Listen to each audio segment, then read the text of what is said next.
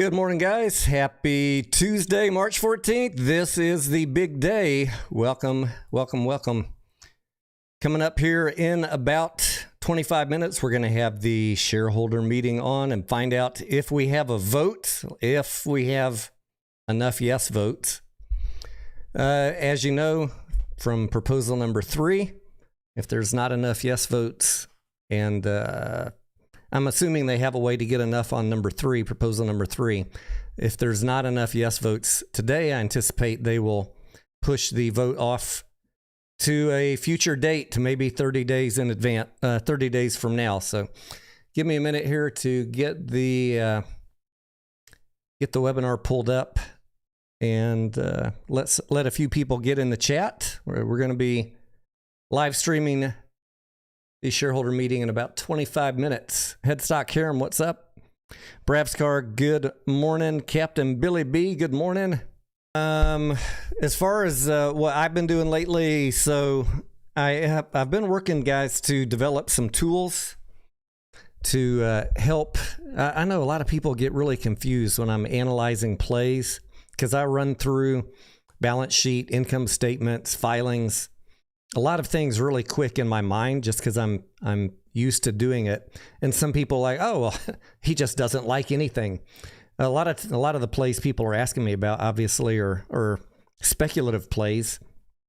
And if you're going to ask my analysis on this channel, we can either just say momentum and move on, or if you really want analysis, then speculative plays sometimes are not going to be that good on the fundamentals. But for those that want to see the thought process behind that, I'm developing 2 different tools. You might have seen a little snapshot of one of them. It's just a red-green dashboard, and I previewed what that looks like on a Mullen video I did a couple days ago.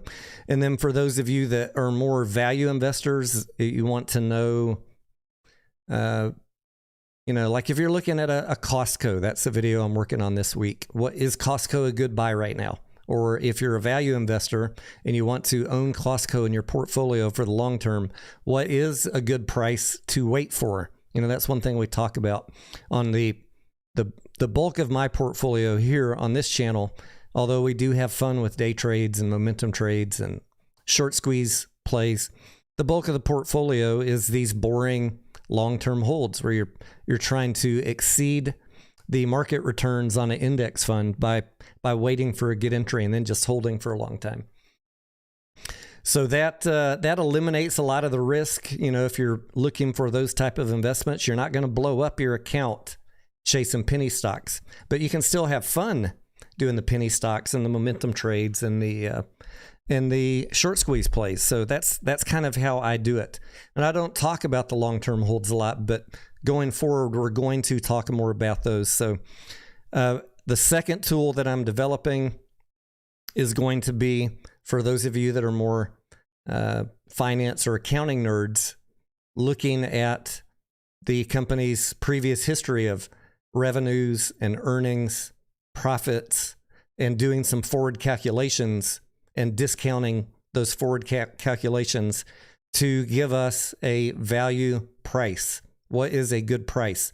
In other words, is the stock right now overvalued or undervalued? Like, why did I wait over a year to buy Tesla, to buy back in at Tesla at $100? Those type of analysis, you can't just, some people think you're just, oh, he's just flying by the seat of his pants.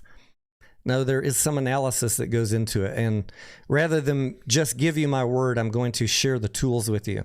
And when you ask me about a ticker with the tool that I'm developing, we just punch in the ticker. It's going to tell you right then and there, with all of the data points that I use to analyze, what the value investor price is. That would be ideal to start looking at that price. And if like a Costco, if we're way above that, if we're at $4.70 for Costco, and let's say our value price to get in is, I'm just going to pick a number, let's say $2.50, then as it starts coming back down, because it is overvalued right now, when it starts getting close, how do you capitalize on that? Well, one way you could do that He's going to use the word put. You start selling cash secured puts at the price you want to enter. So if it's at 300 or 275 and you'd like to buy it at 250, you sell a cash secured put. You capture some premium, and that is not you being bearish on the company. That's not you shorting the company. That is you establishing a point. If you have like a 250 strike price on your put, not only do you secure the income from selling that put, but when it hits 250 or lower, you get to buy the stock, which you were going to do anyways. So this is how you enter these plays intelligently and use some things like options to increase your income. So I worked on that for about 12 hours yesterday. I previewed it to a couple people in the Discord, and I hope to be able to share that with you guys this week. And then, pretty much no matter what ticker you ask me, if it's a solid play, one with positive earnings, we have the advanced tool. If it's a crap company with losses, the analysis tool is not going to work as easy. But then we have the basic tool, the red-green boxes. And if you're wondering what I'm talking about, go watch my Mullen video. In the first minute or so, I show you. And what I did basically was, when you guys ask me about tickers, I have certain things I look at. I created a visual for you. And if it's all red boxes and you still decide to invest in it, then you got to, that usually is going to tell me, all right, I'm going to take a chance on this, but if every box is red, I'm probably going to watch this thing melt down for a while. Sometimes you get lucky. And then our third bucket is momentum trades. If it's a momentum trade or a day trade, no analysis whatsoever matters. You just follow the chart. You follow the momentum on that day. Yeah, we were talking in the Discord this morning. Clearly, to me, what is happening on the AMC and APE price is the market. What I'm seeing is that the market is factoring in the arbitrage and a yes vote winning today, because you're seeing AMC go down and APE go up. So my read on that is that the market is assuming a yes vote win. If it's not a yes vote win, they are going to postpone the meeting. So all this talk about voting no, you guys saw proposal 3. There's not enough yes votes. They'll just reschedule the meeting. I'd be very surprised if it's no and we're done. What happens if it's a no and we're done? What happens if the vote gets thrown out because of the lawsuit? I'm pretty sure, according to what I've been reading, even if the vote does pass today, they can't do anything because of the lawsuit. And it'll be interesting. But let's just say the lawsuit completely threw APE out.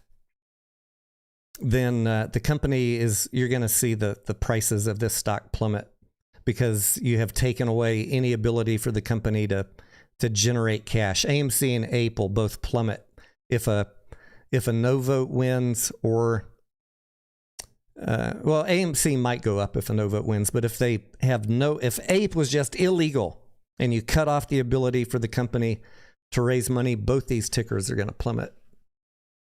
And then Adam Aron and the team are going to need to come up with some way to create a preferred share. Remember, they still have 40 million preferred shares. He'll need to come up with a different type of preferred share, which he would probably offer directly to institutions. And I'm not really thrilled to bet that either.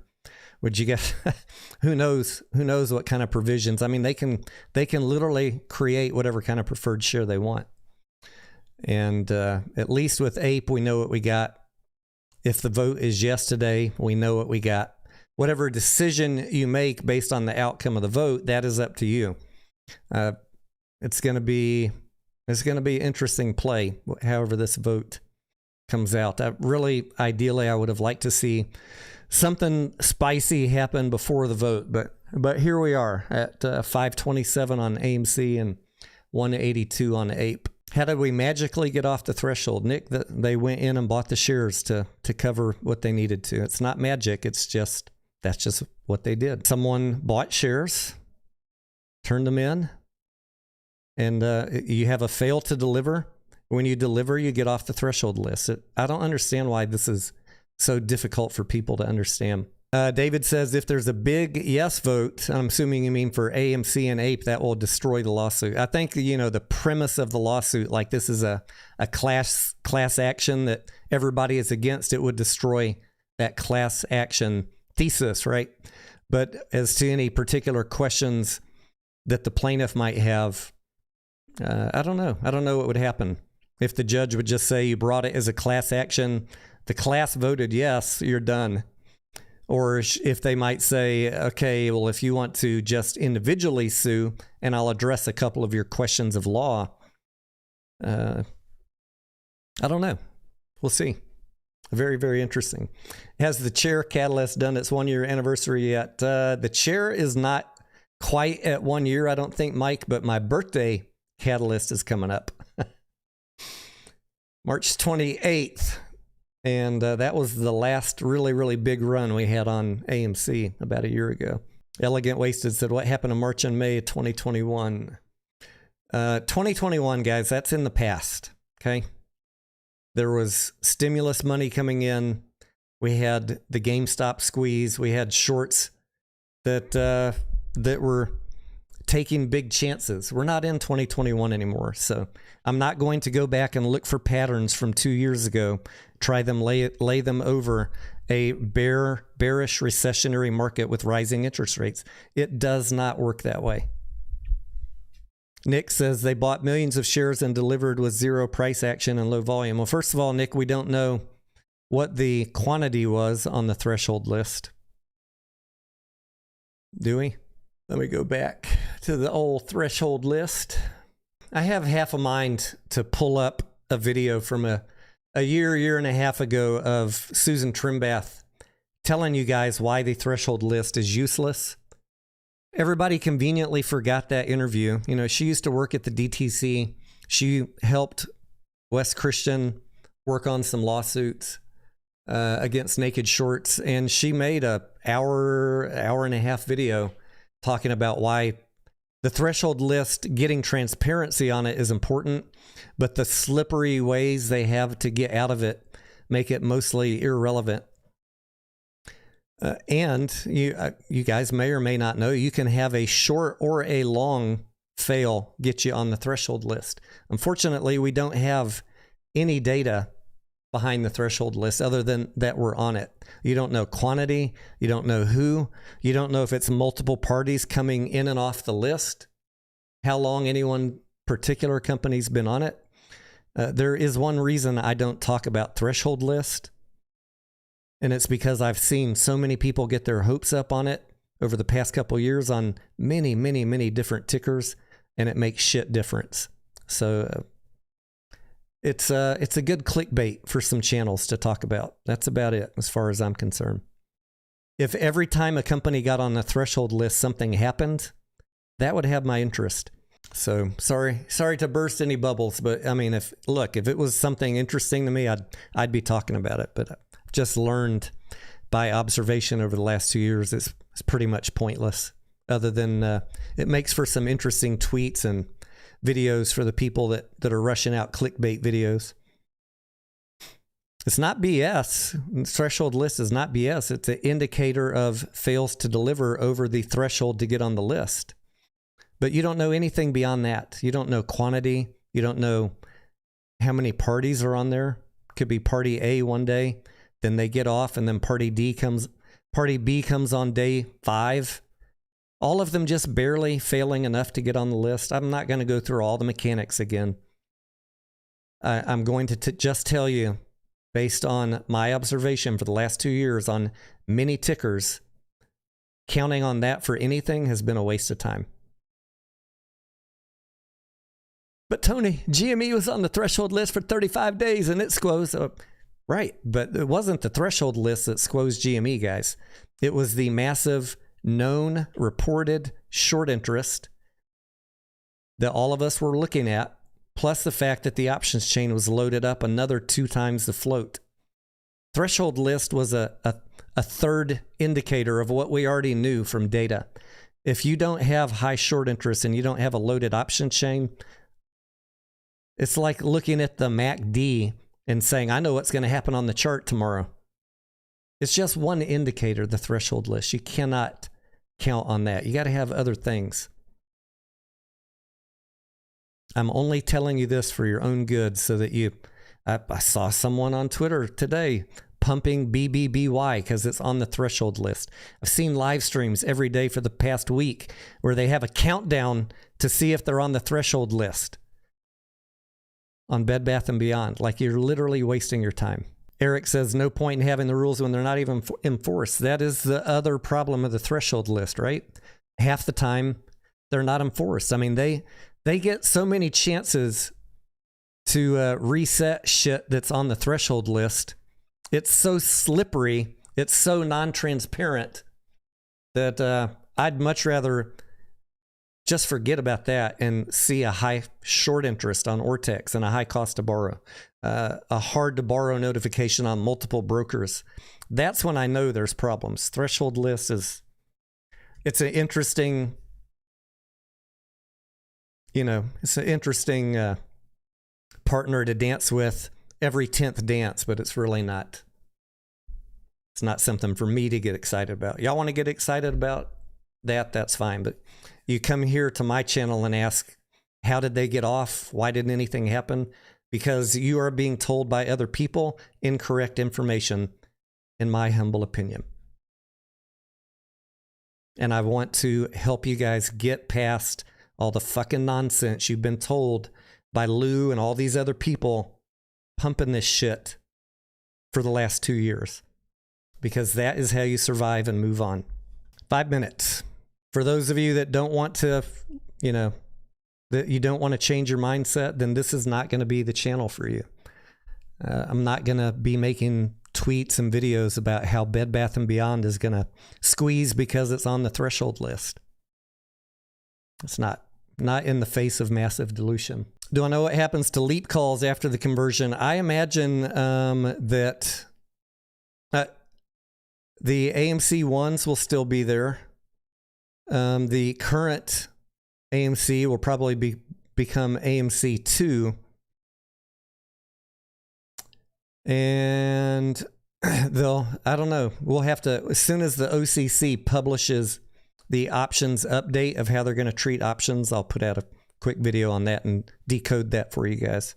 J8 says, honestly now, whatever happens, happens, and we are all tired, but I do love your honesty and diversity. Bigums and May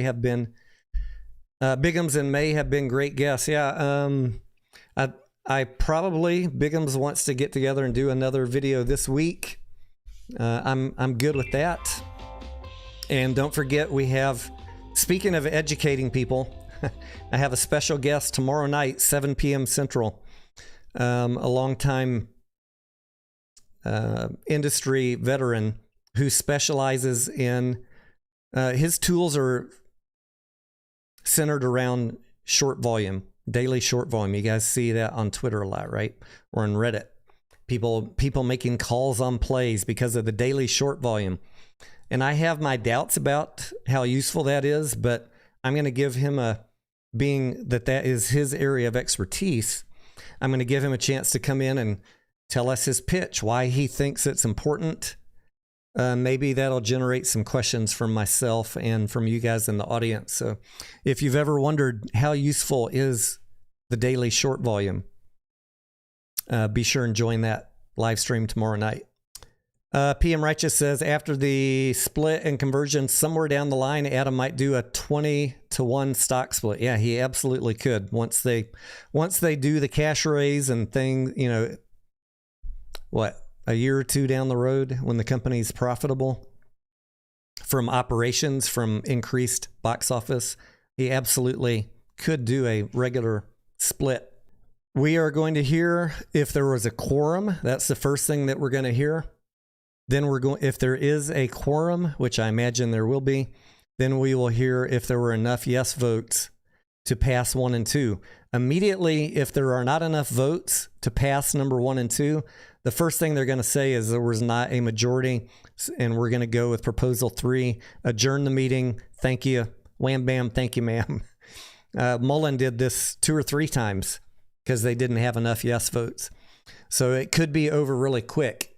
If there are enough yes votes, then they will read the results of the votes.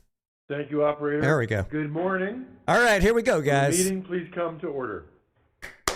I'm Adam Aron, a director, the president, CEO, and chairman of the board of AMC Entertainment Holdings Incorporated. Whether you are physically with us in Leawood, Kansas, or listening to our audio webcast, welcome to this special meeting of stockholders. An agenda outlining the order of business has been made available. The matters on which the stockholders will be voting today are 2, 1, amend our certificate of incorporation to increase the authorized shares of our common stock to 550 million shares, and 2, to further amend our certificate of incorporation to effectuate a 1-for-10 reverse split of our common stock. Importantly, when taken together, the proposals, if approved and implemented, will trigger automatic conversion of all our outstanding AMC preferred equity units, commonly known as APEs, into AMC common stock. Both proposals must be approved for either one to take effect. 3, there is also a third issue on the agenda for voting today, the ability to adjourn or recess the meeting if needed to address the hypothetical scenario that not enough shares were present in person or by proxy for the meeting to have a quorum. I will serve as chairman of this meeting. Kevin Connor, the senior vice president of AMC, our general counsel and secretary of the company, will serve as secretary of today's meeting. He has delivered an affidavit to me from Computershare, the notice agent for this special meeting. That affidavit states that on February 14, 2023, a notice of the meeting was mailed to all stockholders of record as of the close of business on February 8, 2023, the record date for the meeting. This affidavit will be filed with the minutes of this meeting. Mr. Connor will now discuss the procedures for transacting the business at this meeting. Thank you, Adam. Good morning. The meeting will take place as described in the agenda. We do, in fact, have a quorum of stockholders present in person or by proxy to conduct business. When an item of business on the agenda is before the meeting for consideration, questions and comments should be limited to that item. If you wish to make a statement about any resolution pending on the floor, please raise your hand to be recognized. Once you are recognized, please approach the microphone, state your name and whether you are a stockholder or a proxy holder. If you are a proxy holder, please state the name of the stockholder that gave you the proxy. Please keep your statements brief and limited to the specific item up for discussion. We may have to interrupt any statement unrelated to the matter up for a vote or that continues for an unreasonable amount of time. Any speaker will be limited to an absolute maximum of 2 minutes. As disclosed in the proxy statement, our AMC Class A common stock and APE Series A convertible participating preferred stock will vote together as a single class for the purpose of this meeting. Also, as previously disclosed, pursuant to the terms of the APEs, all of the Series A convertible preferred participating preferred stock, spit it out, is held by the depository, will be voted by the depository in accordance with the voting instructions actually received from holders of the underlying APE preferred equity units.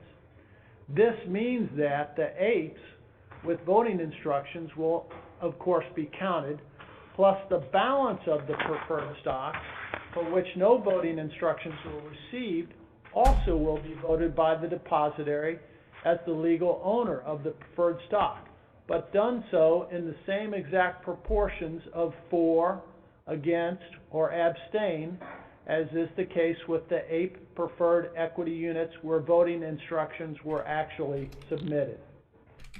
If you have not already cast your votes and would like to vote during the meeting, please use the ballot provided at registration. Ballots will be collected at the conclusion of the business items on the agenda. Any ballot not received when called for will not be counted. And many of you listening into the audio webcast of the meeting undoubtedly will be pleased to hear that we will announce the preliminary results of the voting at the conclusion of the meeting just a few minutes from now. Thank you, Kevin. The Board of Directors has appointed 2 officers of the company in our legal department, Eddie Gladback and Kelly Schemenauer, as inspectors of election for the meeting. They have signed an oath to act as inspectors of election, which will be filed with the minutes of this meeting. The inspectors have the registered stockholders list of the company as of the record date for determining stockholders eligible to vote at the meeting. Kevin Connor has just advised us that a quorum is present, so I hereby now declare the meeting duly and lawfully convened. The first proposal for consideration is approval of an amendment to our certificate of incorporation to increase the total number of authorized shares of our Class A common stock, par value 1 cent per share, from 524,173,073 shares to 550 million shares exactly. As disclosed in the proxy statement, the Board of Directors recommends voting for this proposal. A motion on Proposal 1 is now in order. A stockholder, I move that Proposal 1, as set forth in the proxy statement, be approved. Thank you, Carla. Is there a second? Mark Latimer, a stockholder, I second the motion. Thank you, Mark. Are there any questions or comments on this motion? Hearing none, I deem that there is no further discussion and hereby call the question and declare the polls open to vote on the motion. If you have not voted or if you wish to change your vote, please do so now by marking your ballot.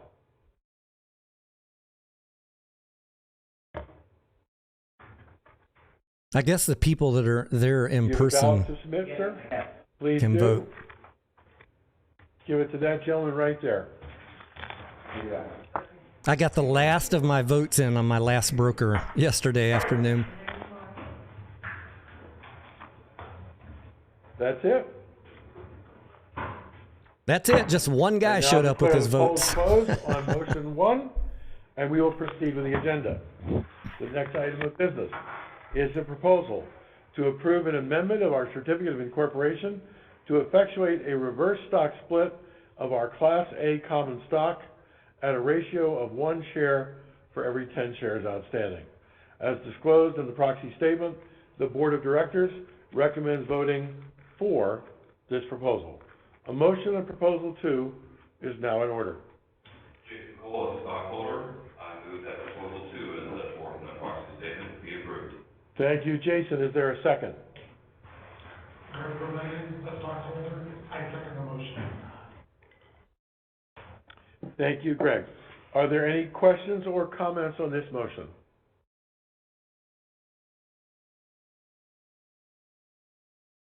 No comments in the room. There being no further discussion, I hereby call the question and declare the polls open to vote on the motion.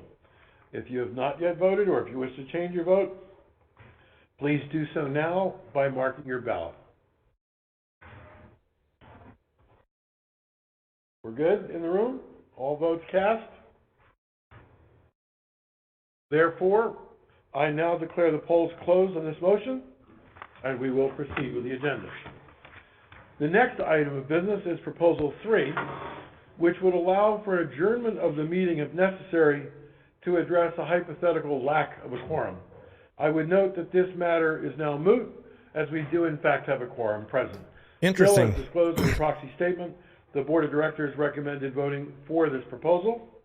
I thought it was if they didn't have enough yeses. We will have It's the if they vote didn't have a nonetheless. quorum. If you'd like your vote administratively recorded, please do so now by marking your ballot.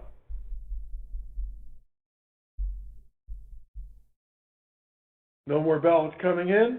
This concludes the business to be presented at this meeting.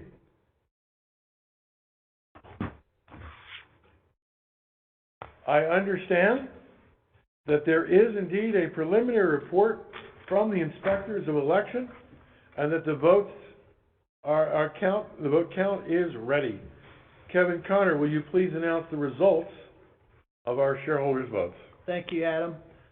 The preliminary report of the inspectors of election indicates Proposal 1 has passed with 88.0% of the votes cast for, Holy smokes. 11.2% against, 88% abstaining, with the following aggregate vote: 978 million point 3 votes in favor, 124.4 million votes against, 9.5 million votes abstaining.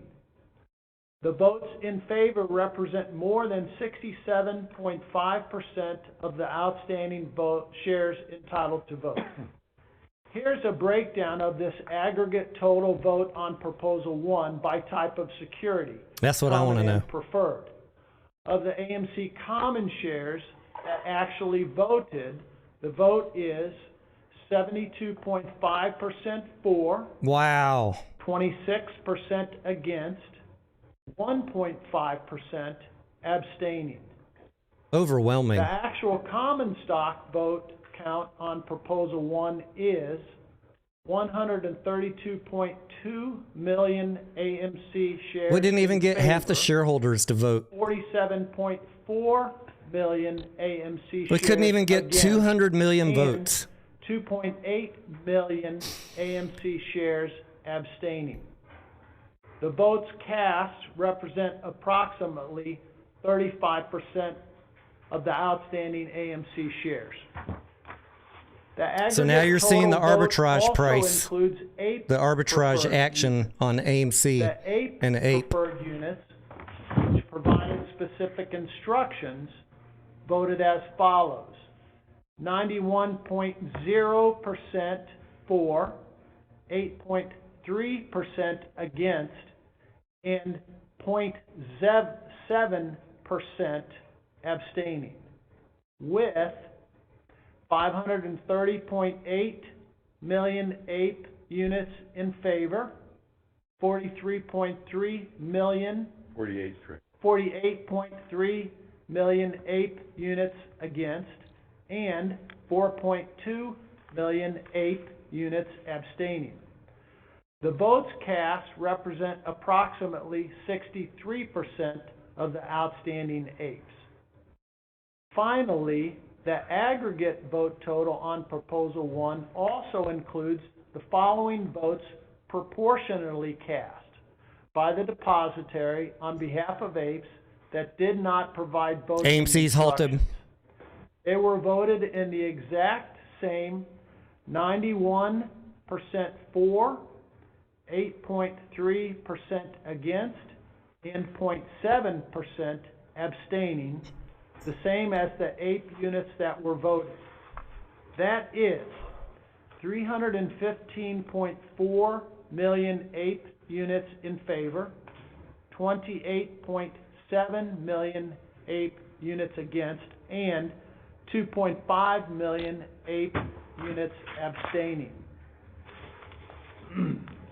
As to Proposal 2, it passed with 87.3% of the votes cast for, 11.9% against, and 0.8% abstaining, with the following aggregate vote: 971.1 million votes in favor, 132 million votes against, and 9.1 million votes abstaining. The votes in favor represent more than 67% of the outstanding shares entitled to vote. Here is a breakdown of this aggregate total vote on Proposal 2 by type of security, common. Somebody's and dumping preferred. some APE. Of the AMC common shares that actually voted, the vote is 70.6% 28.4% for, Antara, is that you? 28.2% against, and 1.4% abstaining. So, the actual common stock vote count on Proposal 2 is 128.4 million AMC shares in favor, 51.4 I'm watching the volume. million AMC shares against, and 2.6 million. You're not going to see them dump AMC 200 shares million in one abstaining. day. The votes cast represent approximately 35% of the outstanding AMC shares. The aggregate total vote also includes 8 preferred units, which provided specific voting instructions and voted as follows: 90.6% for, 8.7% against, and 0.7% abstaining.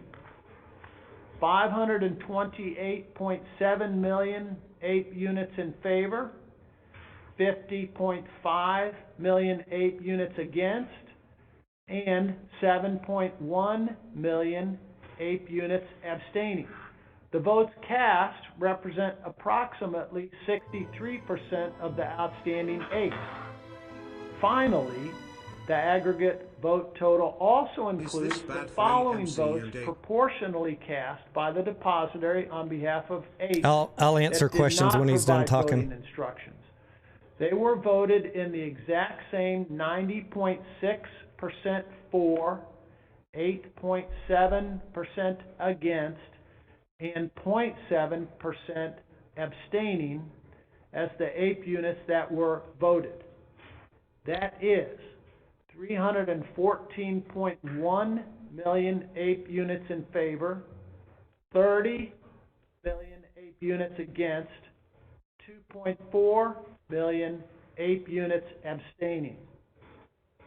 As to the administrative proposal 3, on a possible meeting adjournment for which no vote was required, the vote also was in favor by a very wide margin, 87.2% for, 11.6% against, 1.2% abstaining. Final certified vote tabulations will be reported on Form 8-K filed with the SEC. Thank you, Kevin. I hereby request that the final report of the inspectors of election be filed with the minutes of the meeting. I also, speaking personally and most sincerely, would like to commend our shareholders for the wisdom exhibited in your voting. By approving these proposals and doing so by such a wide margin, this is a landslide victory that shows your determination to keep AMC a strong and innovative company and the leader of our industry. The surest way to combat naysayers and prophets of doom is to keep our cash reserves robust, manage our balance sheet smartly, and operate our company as well as we know how. Your vote, announced today, is a crucial step in enabling us to do just that. Given that AMC has literally millions of stockholders, many, if not most, with relatively small holdings, I am especially grateful that so many of you were willing to take the time and make the effort to vote. The fact that those who are most willing to go through the effort to vote have voted overwhelmingly in favor of the proposals speaks volumes and is especially gratifying. So here is what happens now. As previously disclosed, we will vigorously oppose claims made in litigation in the Delaware Court of Chancery Kindergarten that we are lawsuit. not following the wishes of our shareholders in designing our share structure and authorization. Thank you, Kevin. Was not me. Your LOL. vote today What's up, Tony? in favor of our proposals, in my AMC view, halted. sends a very strong signal that we are doing exactly as you wish. In connection with the litigation instituted by purported AMC stockholders, the Delaware Court of Chancery entered what's called a status quo order that allows this stockholder vote on the charter amendments proposals to proceed today, but precludes AMC from actually implementing the charter amendment proposals pending a ruling by the court on plaintiff's to-be-filed preliminary injunction motion.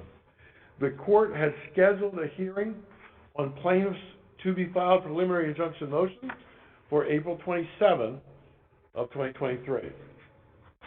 We will keep you updated as we have more information. We'll keep you updated as soon as we get that thrown out tomorrow. This completes the business to be conducted at this meeting, and a motion to adjourn is now in order. Cynthia Pierce, a stockholder. I move that this meeting be adjourned. Thank you, Cynthia. Is there a second? Chris Cox, stockholder, I second the motion. Thank you, Chris. All in favor of the motion to adjourn, please signify by saying aye. Aye. Opposed? No? Abstaining? Thanks for all you Yes? do. Oh, great, okay. Opposed? Thank you, None? Steve. The motion has been carried. Speaking both personally and for the board and for the management of your company, again, I'd like to thank our participating stockholders for your support of AMC, as well as for your judgment and support in your voting today. You voted yes, yes, and yes by a vote of 88%, 87%, and 87% in favor. You indeed gave us the tools we need 87% of to you continue to are fight using the this. good fight on your behalf. I hereby declare that this meeting is adjourned. For the 13% that are mad, this is not going to be the channel for you going forward. The vote today was to ensure the financial viability of this company. Again, just a quick recap before you run off.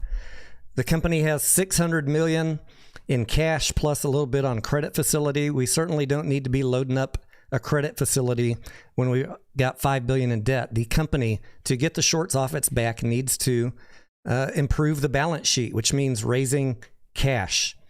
The reverse split, although it is going to be, after the reverse split, I'm not worried about. It's the dilution that is in our future that everyone should be worried about. Whether it was APE or AMC, you fucking should be worried about dilution. And there's no difference if it was AMC that's getting diluted or APE. As far as Wall Street's concerned, it is not good for this company. So just like for any company, dilution's dilution, but they have no real choice to survive until the box office continues. So we had a chance. We had a squeeze in 2021. We had a chance for another squeeze into late 2021. Then we got into a recession and rising interest rates.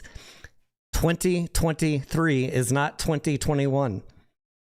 You're in a whole different world right now. So I'm not telling anyone what to do. You got to make your own choices if you want to continue in this play or get out of it. Some of us are, if I've talked to some people, if there is a dilution event that drives the price down, I've talked to some people that say, well, in that case, I'll just sell and buy when it drops. That is an option for some people if you think that's going to happen. Between now and April 27th, whenever we get the judge's vote, I can't tell you what's going to happen. Right now, the company can't do anything. But there was going to be dilution on a no vote on APE at 60 cents or cheaper per share. Now, with this, the company will be able to also dilute, but the price will be higher, at least initially. Where it ends up, guys, I don't know. I don't have a crystal ball. We all kind of know what happens with dilution, but this vote was more about not dilution. There was going to be dilution either way. This vote was about, do you hand the company the keys to generate enough cash to fix the balance sheet efficiently with a bumped up and consolidated stock, or do you force them to limp through selling billions of APE for 60 cents? That was all this vote was. And clearly, I think everyone who thinks that there's billions and billions of synthetic shares, you need to go home and think about why we only got a couple 100 million votes today. If billions of you, why did everybody get their ape? If there are billions and billions of shares legitimately in the hands of retail, we should be able to fill up a 500 million vote. If only 10% of people showed up, and we couldn't even get barely over 200 million votes today. So that's something I'm going to be thinking about, and something I would urge you to think about as you decide what you do in this play. Other than that, you know, price action, it's going to be all over the place. We got Ape moving up right now. I expect AMC to move down as we get to that arbitrage. These two tickers should get closer to a convergence. I don't know if they'll get exactly. You might see $4.80 on AMC and $2.50 on Ape, because Ape has a higher float. But there's not going to be any enactment, no reverse split tomorrow. We got to wait for the judge. And if I was AMC right now, I'd be going to the judge and saying the shareholder spoke overwhelmingly. There is no class action lawsuit here.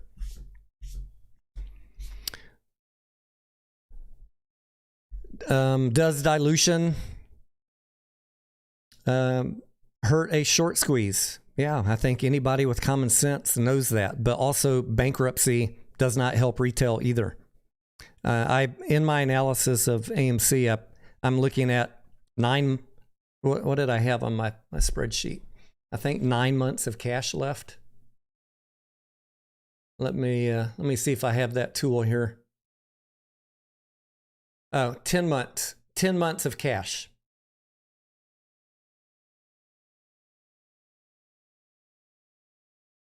So, you know, if you're running a company, 10 months of cash is not it's not a real cool position to be in. As an ape that's hoping for a short squeeze, you might say, oh, fuck it, you know, don't raise any cash, just burn the shorts. But a good steward of the company who doesn't want to get sued by shareholders, someone that is doing their fiduciary duty to ensure the survival of the company, is going to take whatever steps they need to raise cash and ensure the company does not go bankrupt. So you can like that, you cannot like it. You know, that's not my job to tell you guys. You have your own decisions to make now.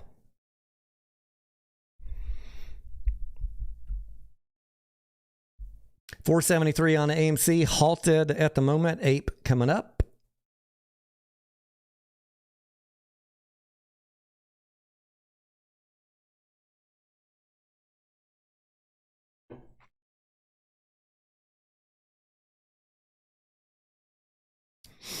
Chimpzilla, there might have been better ways to raise cash. I mean, there's what, GoFundMe.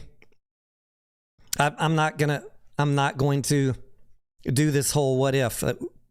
They presented an option. Everyone had a chance to vote. If you're part of the 13% that didn't like this, I would just suggest, you know, don't come to this channel anymore. Go to the channels that are going to be living in the past, bitching, whining, and crying. And I understand why. I get it. But I think that, you know, a lot of these people don't understand the basics of finance.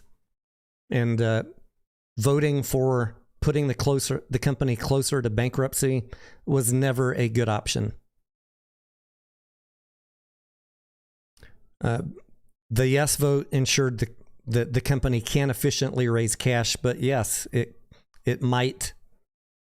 In your short term, if you were hoping for a MOAS this week, it's going to take a little bit of wind out of that sail because of the potential dilutive effects of AMC. But again, whether you agree with me or not, diluting Ape has the same effect. It honestly does, as far as Wall Street's concerned. As long as if there would not been this vote and we had just carried on our merry way, diluting Ape, billions and billions, Wall Street knows that all those billions of Ape could eventually become AMC shares. In their minds, it's massive, massive dilution. Even when you're diluting Ape, You might not get that. You might not understand that. That is how Wall Street is looking at it, I can assure you. So I'd rather have less dilution at a higher price than billions of cheap apes sold out there. It's just, it is what it is. The company needs to raise cash. I can be mad about the fact that we didn't get a second squeeze before the recession hit, but I don't live in the past and I don't get emotional over shit.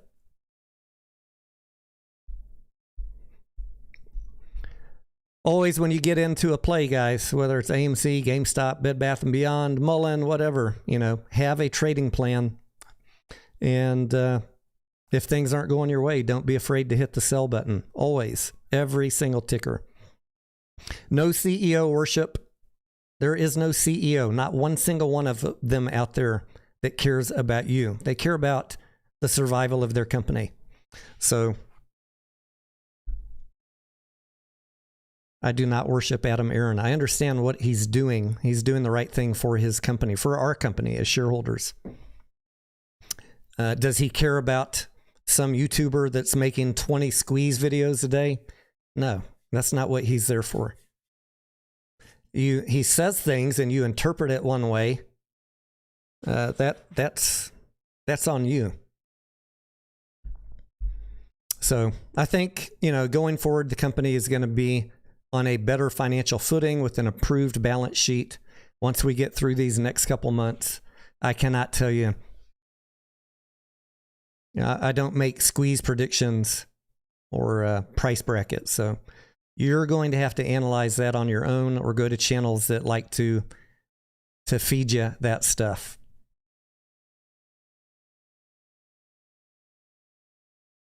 The best chance we had is high short interest and high cost to borrow. How that all plays out over the next couple days, I will talk about that. We will have to keep an eye on it. There is still a lot of uncertainty and volatility because of the unknowns of the lawsuit, but I think that the fact that the vote was so overwhelming will knock some of the wind out of the sails of that kindergarten grade lawsuit.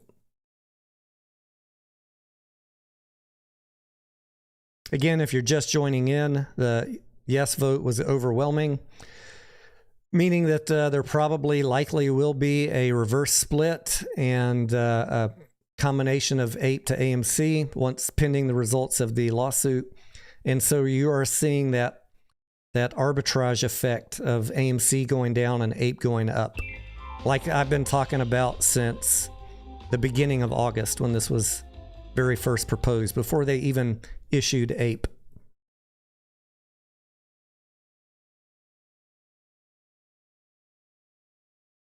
If you didn't buy APE when it was 60 cents or $1, I don't know what to say. Everybody had a massive opportunity to make a lot of money on APE. You'd be triple your money by now. You can get mad at some of us who saw that opportunity. You can get mad at us all you want, but some of us are here to fucking trade and make money.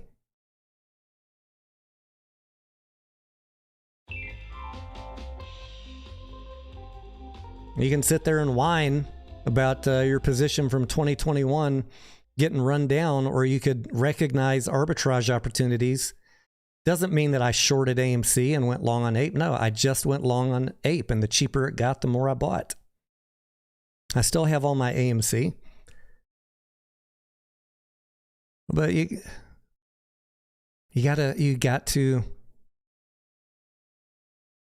I don't know. You guys, you pick your friends, right? You pick your circles. There was the APE hating circle because they'd rather be mad than recognize opportunity.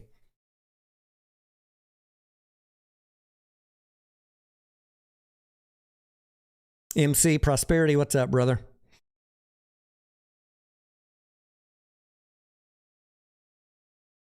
Therese says, in Sweden, I could not buy APE. Ouch, that sucks.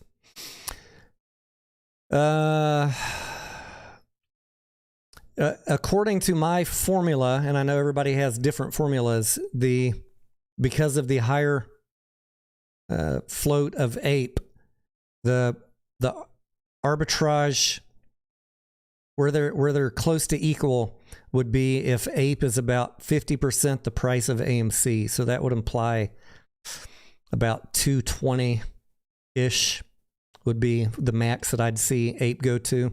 And the further AMC goes down, that will tend to limit how high APE can go up. So we'll see. I am not expecting APE to run up to $4.70.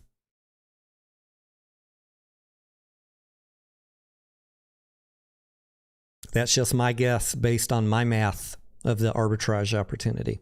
I could be wrong. Don't take that as financial advice.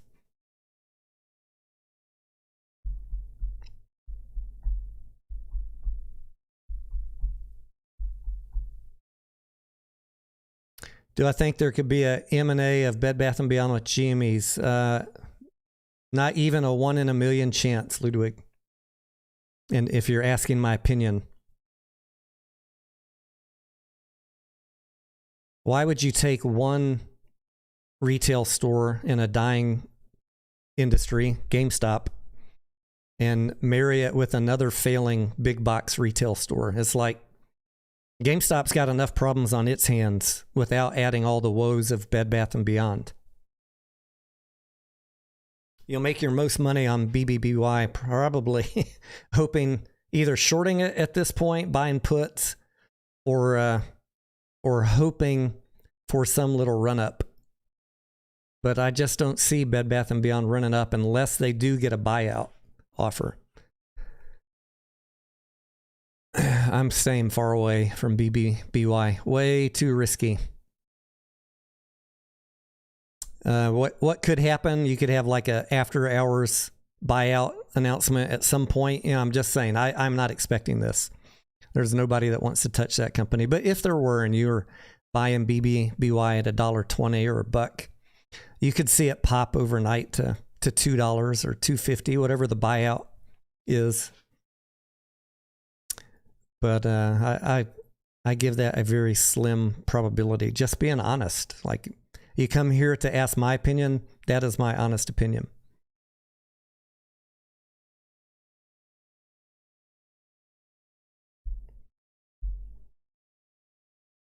GameStop, I have my template here for GameStop.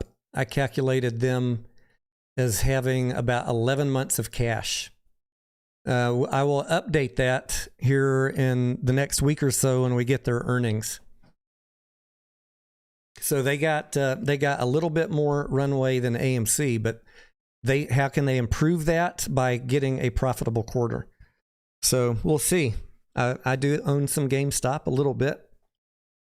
So I'm hoping for good quarterly earnings coming up. I'll do a GameStop recap once we get those for you, a video. Jojo, they did reveal the votes. It was, I think, I forget the exact number, somewhere around 200, 250 million. Very, very, very, very few. What's up, Massalorian?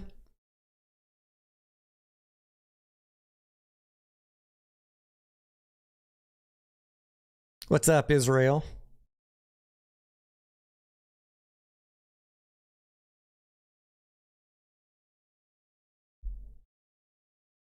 Stefano says AMC off the threshold list thanks to the yes votes. I don't know how the voting had anything to do with that.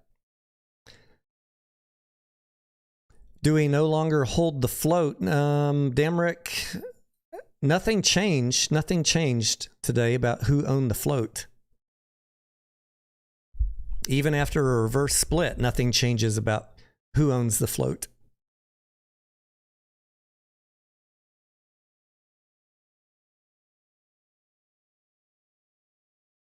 Spanish John says the company was saved with shareholders' equity. I mean, that's a story you hear in Wall Street every week, Spanish John. When you're looking at companies that are not generating a profit, they have two ways to save the company, right? Three ways. We talk about this in the Discord a lot. There's three ways to save the company. Increase your income. That's a tough option for AMC, increase your income, because they're dependent on Hollywood handing the movies. You can you could also, cut costs, but when the majority of your fixed costs are leased theaters, that also is not, it's kind of like a stop sign right there. Your second option, besides raising income, is to increase debt and get cash that way. Not really a great option for AMC. That's the problem they're trying to solve. And they're kind of in junky debtor status right now. So we're not going to get great terms. The third option is to do an equity raise. And this is not a AMC specific formula. Every company I look at that you guys ask me about every week that is losing money, they all have these choices to make. And that is the play. This is why it's important to understand fundamentals and read financial statements if you're going to be holding something more than a couple days. Because this is so easy to anticipate this stuff happening if you understand the play. If you're holding a company that's losing money and has massive debt, they're either going to add more debt or do a dilution. It's just, that is finance, guys. Don't be mad at the executives for doing that. Use the anger as an opportunity to go educate yourself how to understand this stuff and how to pull away from people like Lou, talking about how the dark pools are screwing you. Come on.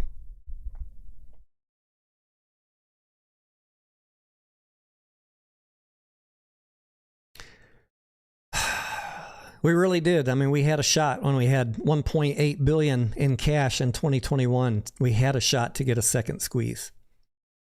But then recession, high interest rates, the market going risk off, everything's been going down. Everything going down. Now we have a banking crisis on top of it. 2022 is not our year. 2023 is not shaping up any better. The thing that at least AMC has going for it is the amount of movies are increasing, box office is increasing. And so they got to keep doing the good work, let the box office numbers increase, improve the balance sheet enough to survive another year. That does not mean letting $600 million in cash get drawn down to zero. That is not good stewardship of your company.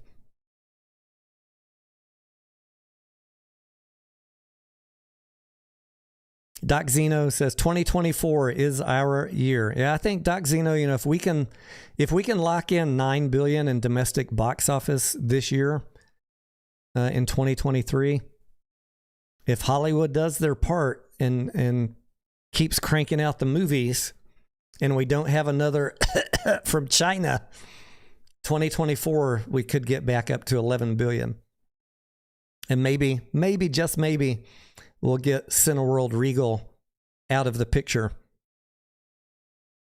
and let AMC just be the Goliath in the industry.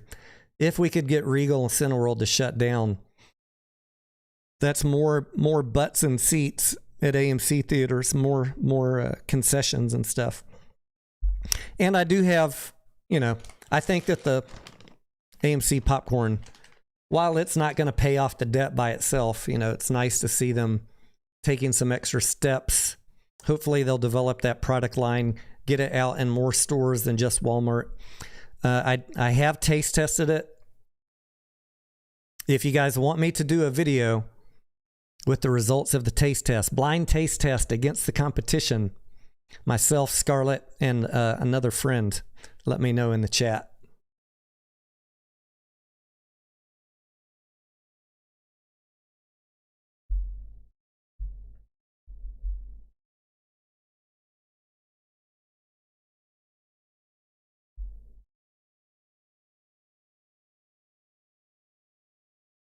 Carlos says, you're insane if y'all stay in another year. Carlos, everybody has their own choice to make, Carlos. I don't tell people to buy, sell, hold, stay, or leave. That is entirely your choice. There's going to be a reverse split. I personally am not worried about that. There's going to be dilution. I am always worried about dilution. But the fact is, the company has no option, really. There's going to be dilution, whether it was APE or AMC. Neither are great for us as shareholders, but they will improve the balance sheet. If AMC does dilution and the price comes down because of that, and if then over the future the box office improves and they get back towards a profitable quarter, things could change as far as Wall Street's outlook on this stock and shorts' willingness to short it. But what happens with the price between now and then? Guys, you got to make your own choices. Stay in it and hold all the way through. Sell and see if it comes down and buy back later. There's a lot of options you can do, a lot of choices. I'm not here to tell you what to do. I'm here to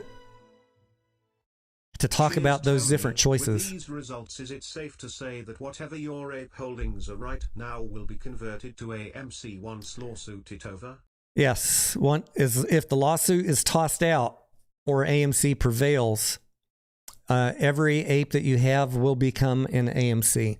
If you have 1,000 APE right now, you'll have 1,000 extra AMC.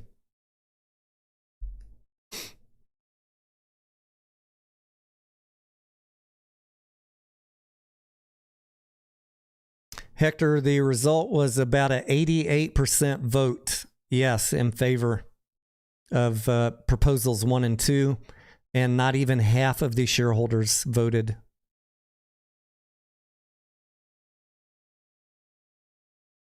And again, I don't want to beat a dead horse, but I see people talking about billions and billions and billions of shareholders holding fake shares. Why didn't we have billions of votes?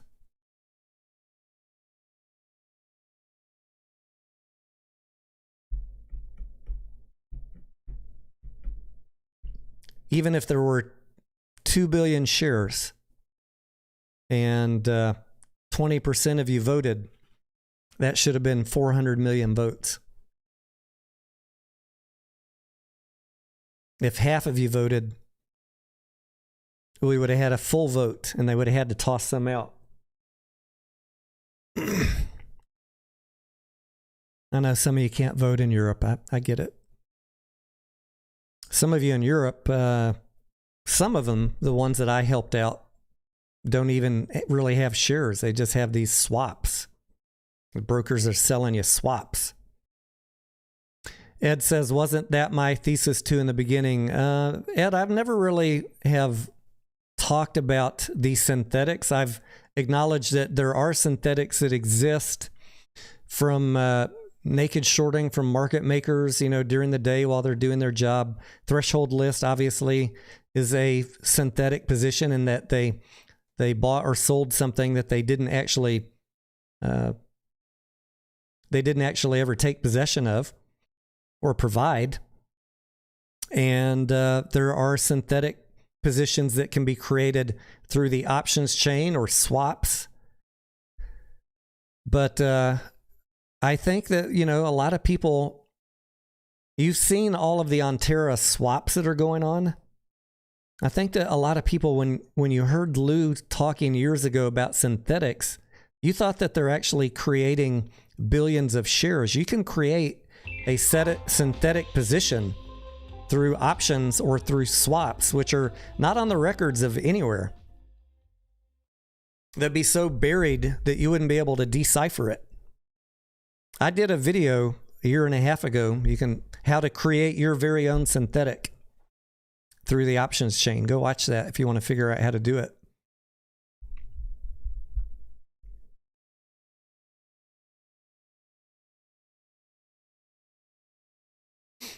D says you have no idea how many synthetics there are. Yeah, I mean, if you look at synthetic derivatives, you have no idea. But those are synthetics that give a hedge fund exposure to the price action. I think it's fair to say from the last number of shares that have been voted that as far as actual shares in the hands of retail, it's probably like Aaron said. You can have synthetics, guys, in derivatives. You can have exposure in derivatives. You can have fails to deliver. You can have known short, which is reported on Ortex, 100 million. But remember, the short interest was good enough for Roaring Kitty, deep fucking value on GameStop. But as soon as it, and everybody loved it then, but as soon as it doesn't agree with what some dude walking around in a park in New York told you, you don't like Ortex anymore. We can't be that fickle. The short interest is likely close to exactly what is reported. And I think, for much of retail, the sooner we can accept that, the tools might not be perfect. They're wrong sometimes. But if we can learn to use data instead of listening to people who have theories that never actually provide any evidence, that, Roaring Kitty was right. He used data to prove why GME can squeeze, and it squoze way past even his expectations. After that, people just started making shit up.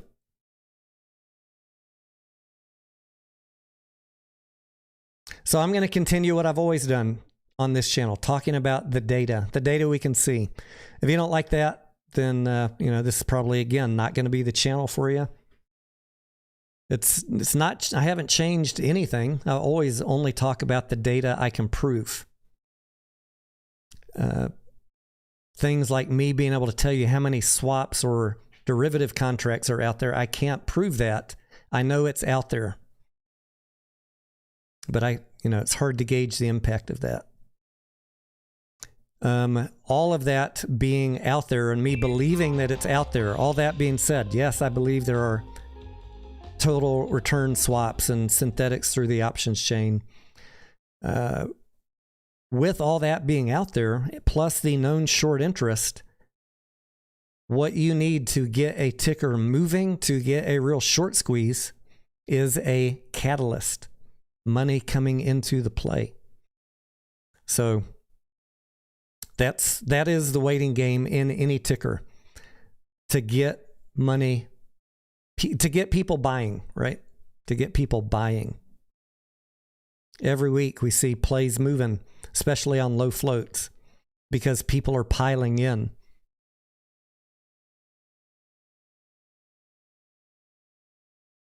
Stanley says, what is the point about talking about AMC after today? Oh, I didn't say the play was over. We will have to wait and see what happens with the lawsuit. First of all, I'll pull up Ortex for you guys.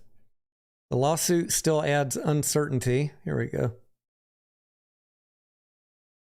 And then we'll have to see what the company does about dilution. I'm not worried about a reverse split. I am more concerned about a dilution effect, whether it's AMC or APE. Either one is it. You see what happens.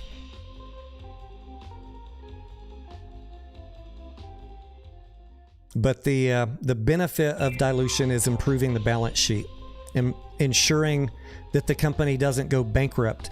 The absolute quickest way to lose this play was to do nothing, just let them run out of cash. The shorts would have just kept piling in, and in 9 months you would have had zero on your position. So I'm actually a little relieved that we have a few more weeks to think about what we want to do. They would have loved a no vote. The shorts would have loved a no vote. We are at 23.6%, which is why, you see all these people that hate Adam Aron, and they sold their position long ago. Funny how they all came back to push the no vote.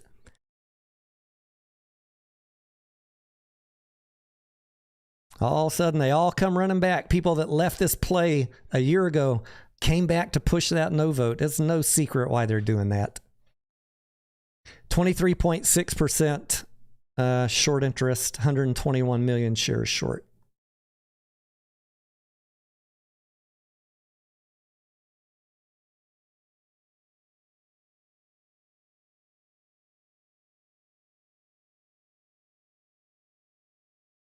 Jamie says, I was able to vote, but he was missing shares. Check and see if you have share lending accidentally turned on, Jamie. I had 100% of my votes in multiple brokerage accounts. Even one of my largest account is a margin account, and I had all of my votes for both AMC and APE. You know, if you're thinking there's billions of shares that have been rehypothecated, wouldn't you think that a very large position in a margin account, I would have had no shares? They loaned all those fuckers out.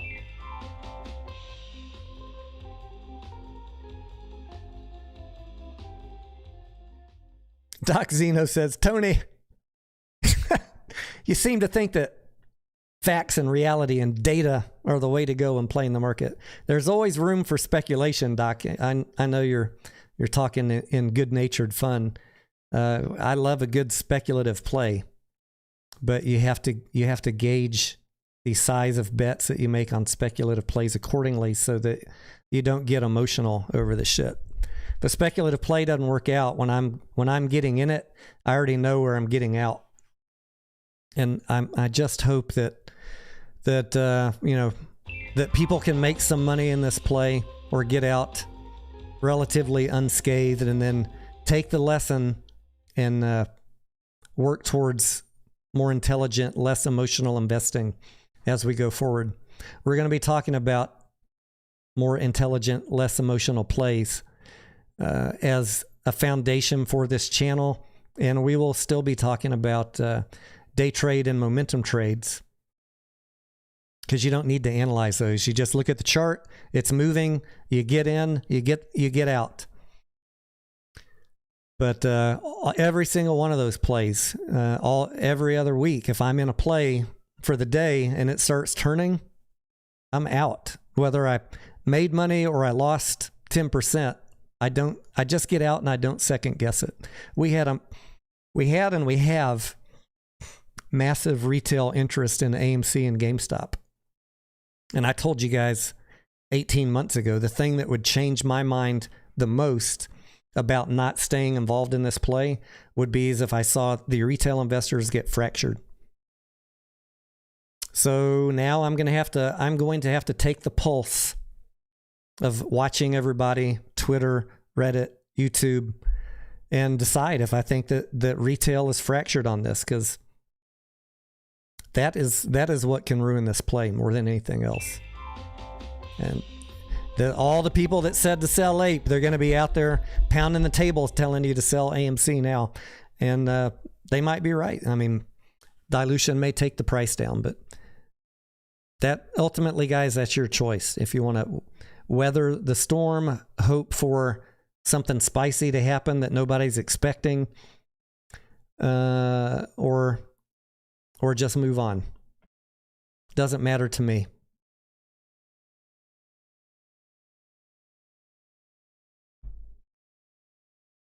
The viewer says, how do you know you are not getting in at the top? I tell my guys in the Discord, the viewer, that if you're not in the very beginning moments of a play, for the day trades anyways, if you get in very, very early, like when it's just in the first couple 5 or 10 minute candles, you can have a larger risk on the play. But if something's already moved up 40% and you're getting into it 30 minutes into the morning, I would either just skip it, or this is me, I would skip it, or I would scale back the size of my position so that if I was getting in close to the top, I have less money on the line. And the second thing that I do is I will have a tighter stop loss if I'm buying in closer to the top. I have less tolerance for it turning around. Obviously, if you get in early, you could let it run up, and you could let the afternoon nonsense happen and see if you get a second run later in the day. You get a lot more options if you get in quick.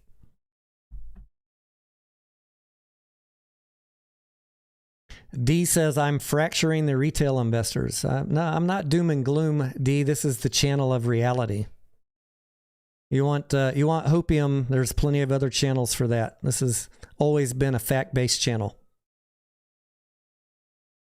And We rarely are incorrect.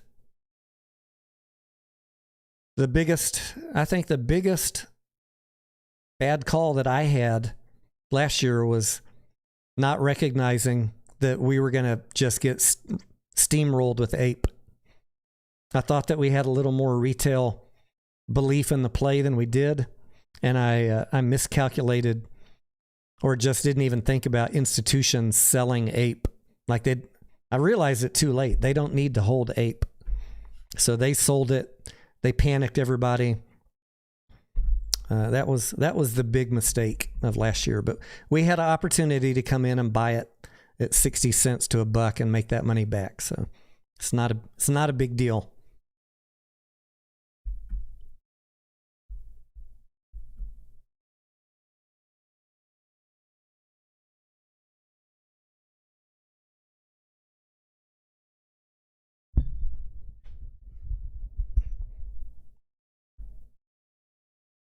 D says, now you're saying things that are not real. I don't understand the statement, D. Branson, hindsight 2020, yeah, on the APE.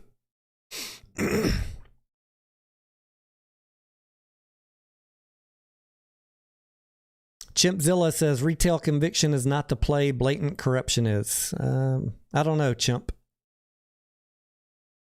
I'll give you this. I agree with you. I don't call it corruption, but the more I've had time to think about it, I think that really what started APE crushing down on that first couple days was all these institutions, BlackRock and Vanguard. They don't need to hold APE.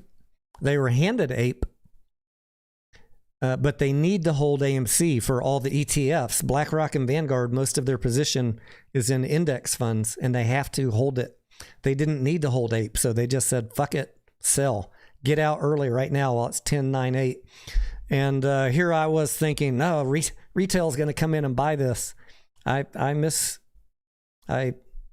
misread that. Once these big institutions started selling hundreds of millions of shares, it was all over. That's not blatant corruption. That's just my best guess of factually what happened. Florida Marine says, what is the Discord link? We have one rule on this channel, Florida Marine. We don't talk about the Discord.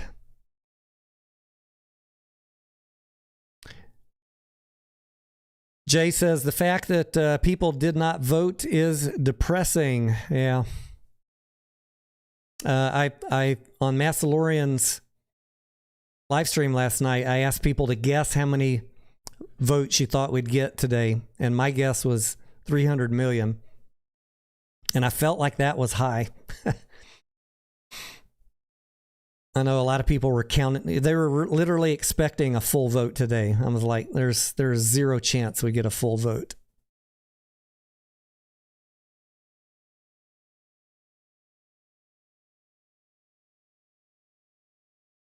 Gus says APE was a falling knife unless you had insider. Yeah, I mean, it was risky, Gus, to buy APE at $1 or 67 cents because none of us knew that the Antara deal was coming. But if I was buying it, prepared to hold it for 3 years because it was so damn cheap relative to AMC.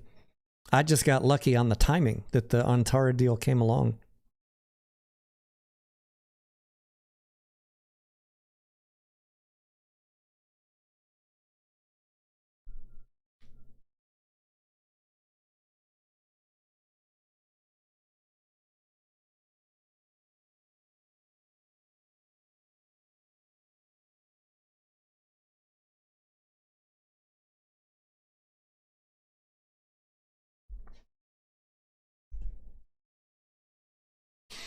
After conversion, shouldn't the price of the two stocks combined? Lico, go watch my video from about 10 days ago about the APE conversion. And I'll walk you through in about 5 minutes in that video the two main thought processes of how the price is going to convert. I don't know that we're all in agreement. I've heard two good theories. So in the interest of just sharing what's being talked about, I go through both of those theories. I don't know which one is going to be correct. I think that it's going to be the second one covered in my video. Ape, the DJ, the votes were overwhelmingly yes, but we have the lawsuit in the Delaware Court of Chancery with a hearing date of April 27th. So could that lawsuit be thrown out? Could AMC go file a motion to dismiss today? Did they already have the paperwork drawn up? What's your guess? Or are they gonna, the judge is gonna say, no, I'm gonna hear this case. Anything could happen, guys, between now and April 27th. But what we know right now is no reverse split and conversion will happen until April 27th. That is what we know right now. I would say don't be surprised to see the court case lose some steam now that the vote was overwhelming. But what do I know?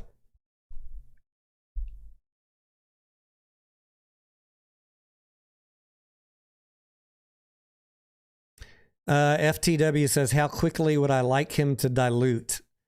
Fast dilution, FTW, is going to be more painful for anyone who's still holding the stock. So the smart way to do it, to not harm your shareholders, would be to trickle it out over time.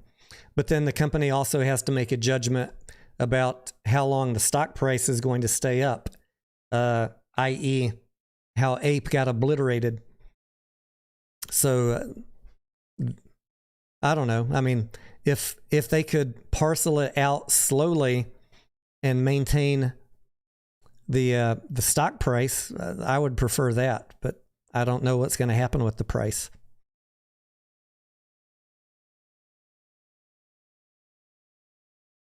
Would I be annoyed if he waits? I would be annoyed if he waits and and we have a situation like Ape where it drops 60% and then he starts selling.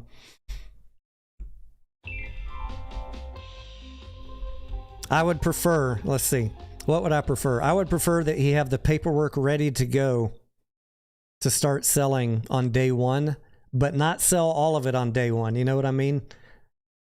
Get a little bit of that bracket, Adam Aaron, at least get a little bit while it's high. Sell some and get some good money, but not so much that you fucking tank our stock price.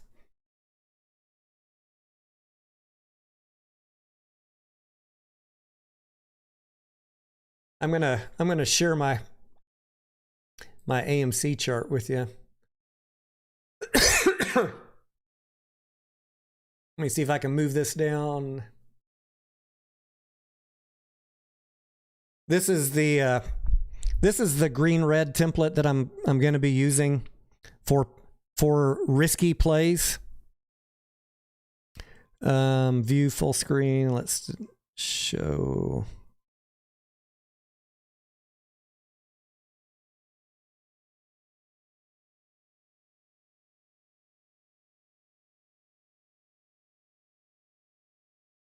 So we have some good things that I like on the company. The revenue growth rate is increasing, but we're not profitable. Our earnings per share is improving, but it's still negative. I'm looking at momentum. You know, the earnings is moving up. This dilution risk is probably now going to be high. Now I'm going to leave it medium until the judge decides. I'm going to change dilution risk to red once we know for sure that AMC and Ape are combined and Adam Aaron files an offering. Right now it's just medium. Medium because the company needs to raise cash. It's not high because they don't have the shares available to dilute us with. As soon as he has shares, this becomes a red box. Return on equity is negative. I voted green box for the CEO and management because they are doing what they need to ensure the viability of the company. And what he says he's going to do, he does. Cash position, it's less than a year. That's a caution flag. Short interest, when you see a high short interest, you should consider that a red flag and understand, go dig into the play, figure out why is it being heavily shorted. That's the flip side. You could also say, well, if we can get them a catalyst, then I like a high short interest. I get that. But I'm saying as a investor, when you see high short interest, you should be thinking, let me understand why this is high, because that is a red flag. Again, if you're just looking for short squeeze plays, you might consider that a green, but I'm not analyzing this that way. Debt to capital, red. No dividends, red. Insider trades for AMC, red. We've had recent sales. And we have a green on the current ratio, which is working capital. So we compare that to something like Costco, where I did the same analysis. This is what a solid company looks like. And what's their short interest? 0.71%. Not even 1%. All the same analysis using these rules that I created right here. You got GameStop. GameStop's a hot mess. Might change next week. AMC's a hot mess, fundamentally, financially. And Mullen is a fucking train wreck. So this is just a visual, guys, for you to get in my mind of when you ask me to look at a ticker and I look through the financials real quick and I'm like, yeah, I'm not really interested in that play. I tried to think of everything I look at and the criteria I use so that you can see in 1 second the difference between something like this and your potential to lose money on it if you're to buy Mullen versus this. We want to see a lot of green boxes, and we'll be using this tool more going forward. And then I have another one that I've been working on. This is not final yet, but I'll show you the preview. This would be more for the finance and accounting guys that want to know what is a fair price for a stock. And I could put in any ticker like McDonald's, and it pulls up the current price, the dividend, current EPS. We do some EPS calculations, and we get what is a value investor price. MCD. I mean, I still might change my analysis down here or add some other analysis, but this is what I've been working on the past few days. If you've been wondering where I've been.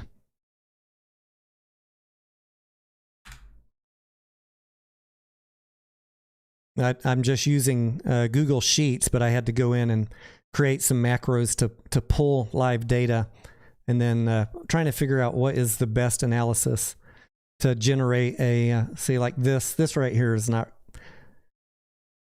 good. I probably need a higher PE. Anyways, still working on that one, but we'll be using these tools more. I just get tired of people saying, oh, he just doesn't like any stock. Well, maybe if I show you what I'm looking at, you'll understand how I analyze things. And then you can either like the info or not, but at least you see that I'm not just flying by the seat of my pants. There are things that I look at to give you an opinion.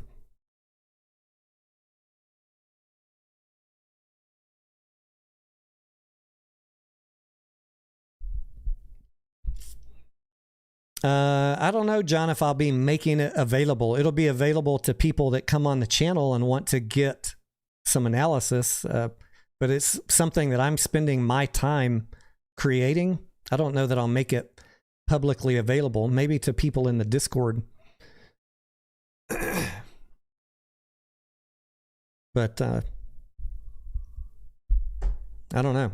I don't know why I should hand out something that I spent my hours creating based on my knowledge and my way of analyzing things to help everybody who talks shit about me make their channel better. You come here, ask me about it, I'll share it with you. I'll share the analysis.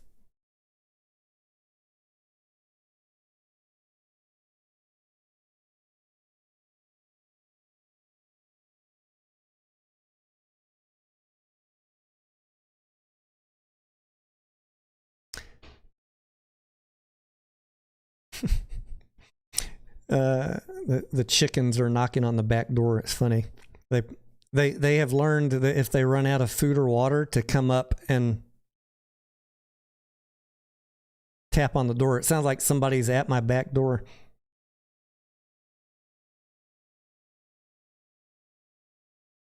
Is there a way to know who is on that class action, Emmanuel? We know who the plaintiffs are, Emmanuel. What they're trying to do is assert that their lawsuit is on behalf of all of us. That would be the class, all AMC shareholders. I think they lost a lot of steam in that argument with the overwhelming vote today, but we'll see.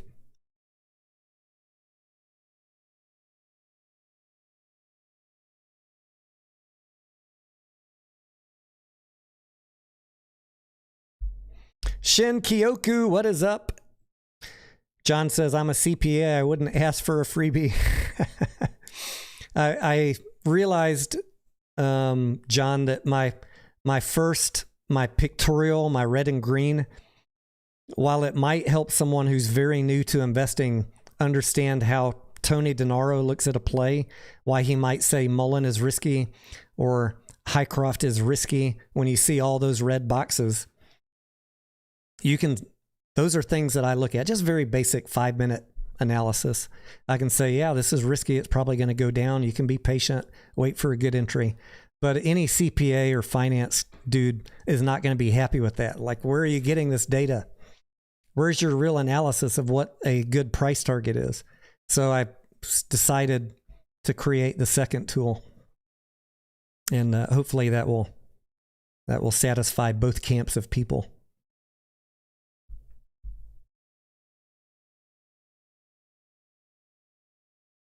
AMC is 457, APE is 184, AMC down 16%, APE is up 6%. Again, this is the arbitrage momentum that would be expected if the market is expecting the yes vote to go through. So nothing surprising here. Credit Suisse about to go bye-bye. It does look like that, Jim. Yes. And I saw while Adam Aron was talking today that the Justice Department is now going to be getting involved in the Silicon Valley Bank thing. So I can't wait to go dig into that. Deep Me Hat says, when is a good time to sell APE if you bought in around 1? Whenever you're happy with the profit, Deep. I don't give specific buy and sell instructions.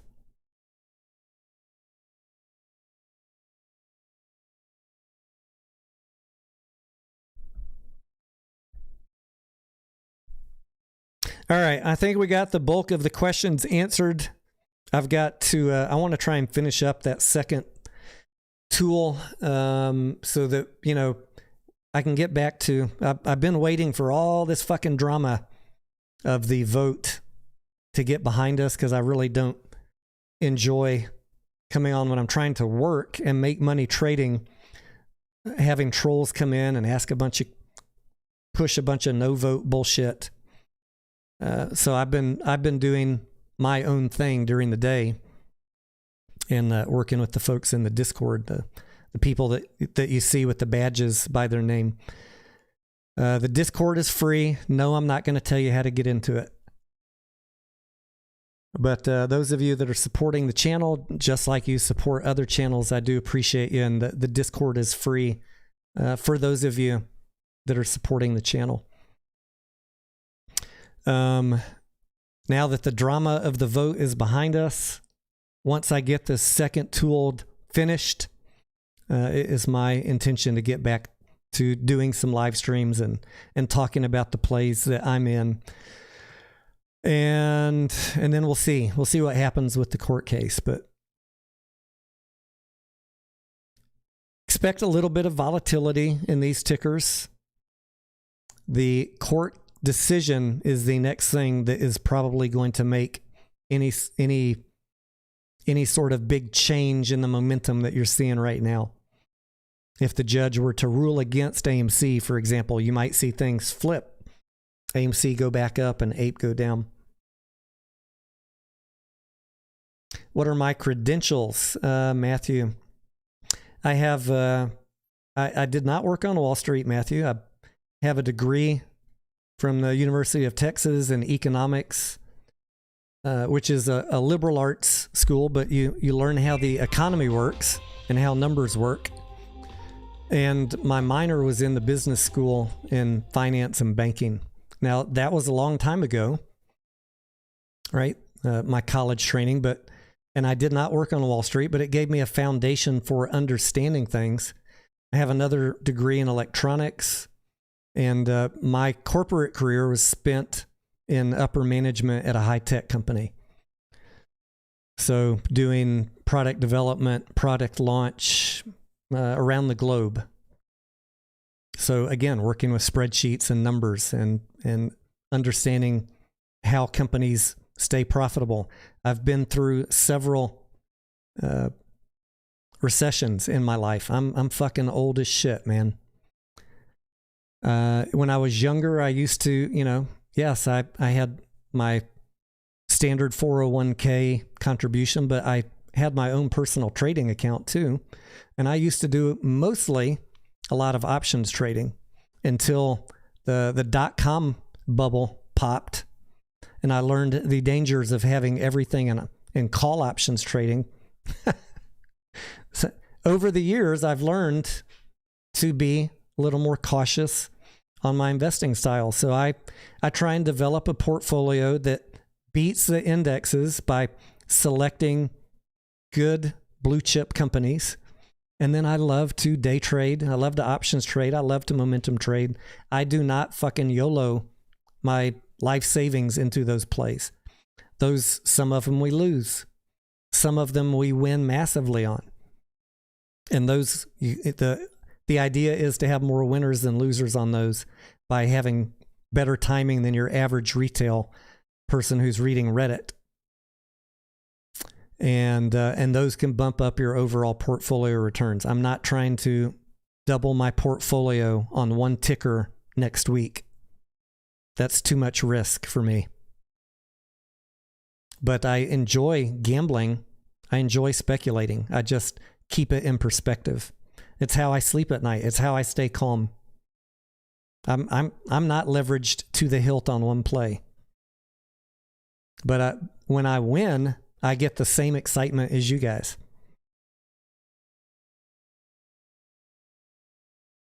What do I think the odds of Allegheny withdrawing their lawsuit? I think, Dan, that Allegheny will not withdraw, but AMC might do a motion to dismiss.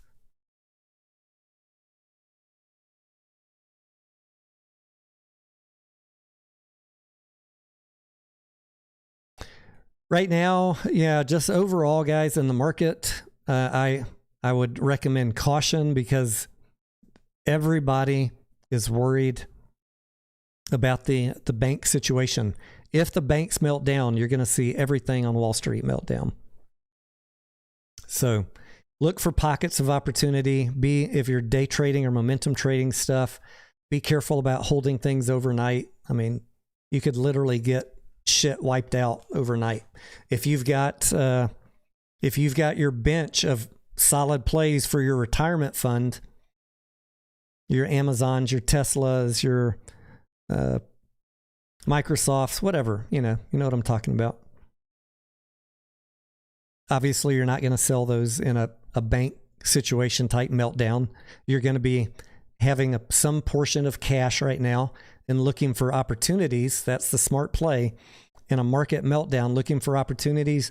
You've already spent the past few months looking at your favorite tickers, establishing what is the buy-in price if the market crashes that I want to go add more of this. I liked Costco at 400. I would love it at 225. I liked Tesla at 400. I'd love to buy some more at 100. You know what I'm saying? Market crashes will eventually correct themselves. So I'm spending a lot of time looking at opportunities to pick up these companies. I already have traded in and out of Amazon and Tesla in the past month or so. Bought them on those massive dips they had after earnings and sold them for I forget, 60 to 100% run up. I'm still holding Meta. And yeah, we'll talk more about that. We'll talk more about these blue chip companies. They're just so much more safer in a bear market like this than your speculative stuff. So when I'm looking where to deploy my cash right now, I already got enough. I got enough on the line with AMC and APE. I'm looking to deploy my available cash into solid companies that I don't even need to worry about. I know I'm getting a discount in a bear market, and I'm patient enough to wait a couple years.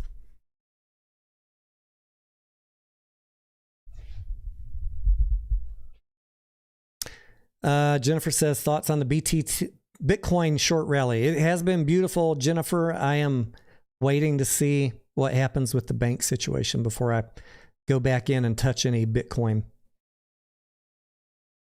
as far as adding any more. I think the safest of the bunch right now, obviously, is Bitcoin and Ethereum. But there's still some major downside risk if the market and banks melt down, that you could see a crash in the cryptos also.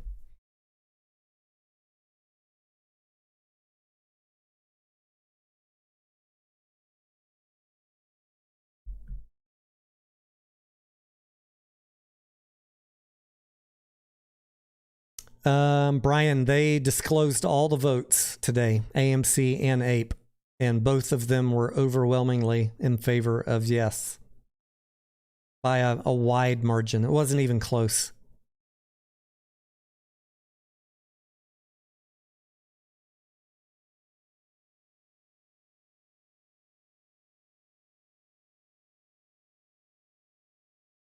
For those, I'm just going to say again, I am not here to tell you what to do in your play of AMC and APE. I know that there's basically three camps of people. You got to decide which camp you're going to be in. There's some that are so far down, they're just going to stay in it and hope for the best. Let's see, that's one camp. There's going to be some that are so mad, they just say sell at a loss and fuck it. There's going to be some that sell because they anticipate the price dropping after a dilution announcement and they want to buy it back in cheaper. I guess that's the three main camps. I guess camp number one is out of money, right? They're just going to hold it and hope. Or I guess there could be a fourth camp. You could hold it and hope and use any cash you have if it drops after a dilution announcement to average down your position. So I guess there's four camps. I'm not going to fault anybody for making any choice. You do what is in your heart, what you think is best for your portfolio.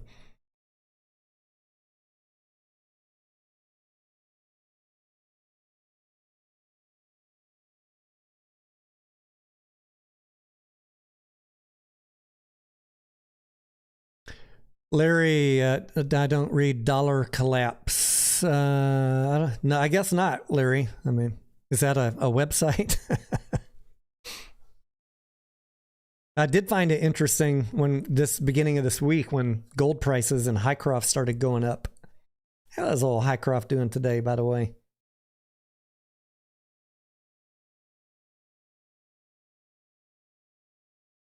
$0.34. Dang.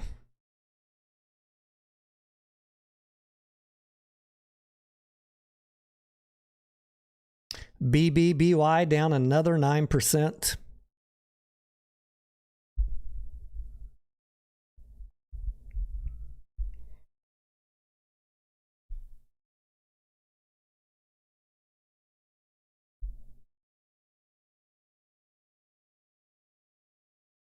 Maddie says, how many tens of billions of shareholder value did Adam Aron burn in the past year? I mean, again, Maddie, this is not the channel where you're going to hear me blaming the CEO. If you want to bitch about the management, go to a channel that hates him.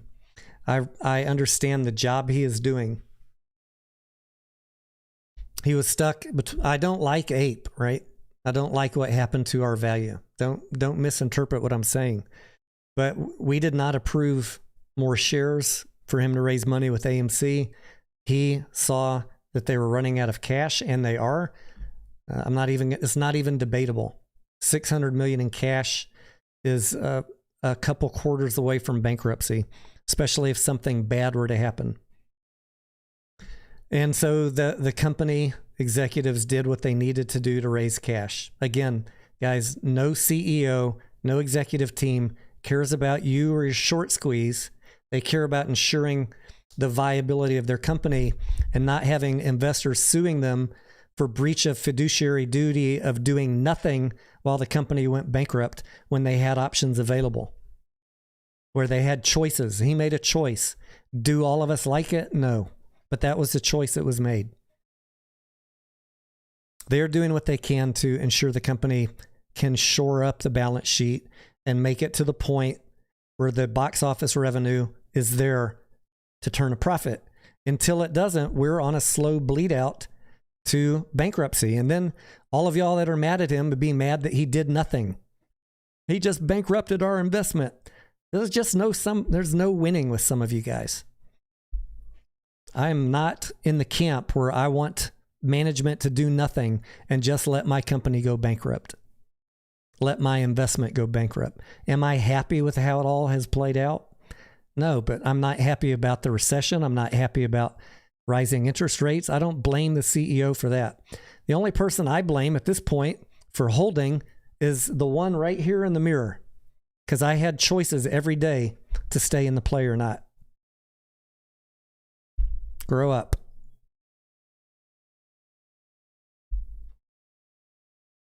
And I don't mean that specific to you. I mean that to all the whiners out there who are making 100 posts a day whining about stuff.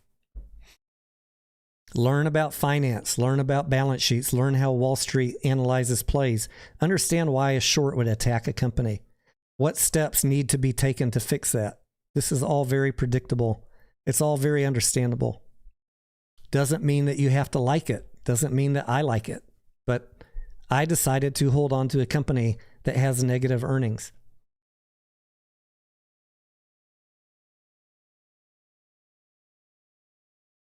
I showed you the chart, the green and red.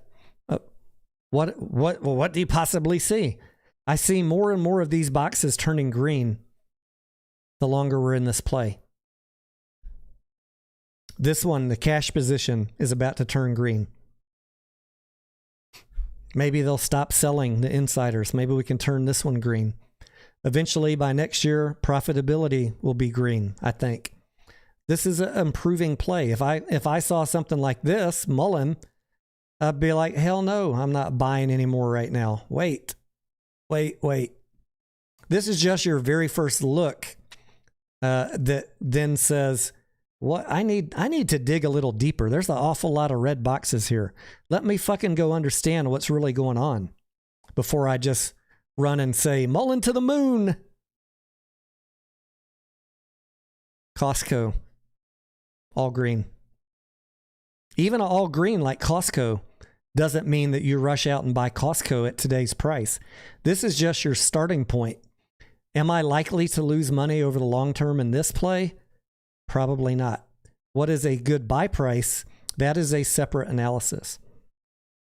This just gives you a heads up of what is your likelihood of losing money if you're going to hold it long term. The more red boxes, the more likely you're going to lose money. And we want to see them flip green. And more of these are flipping green on AMC. So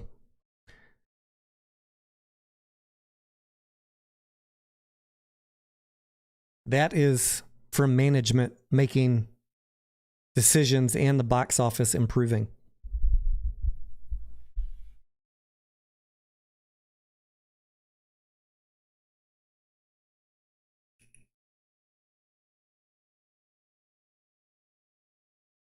I agree with VO Warrior. Yeah, nobody in 2021 was saying, let's improve the fundamentals. No one was saying that. I get it. Not even me, right? We had almost $2 billion in cash in the bank in 2021. I was not for any sort of dilution in 2021.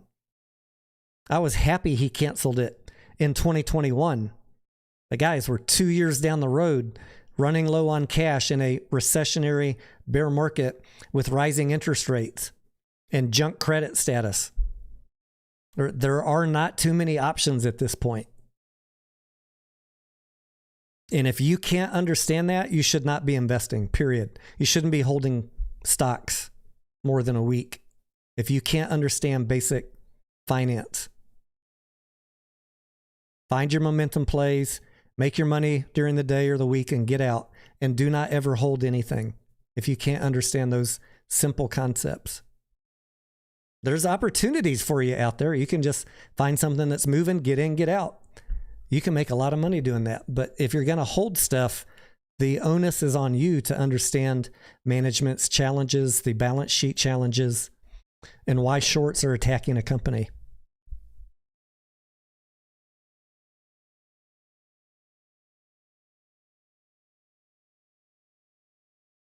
Brian says shorts have to be more panicked than nobody's panicked as a short in AMC, Brian.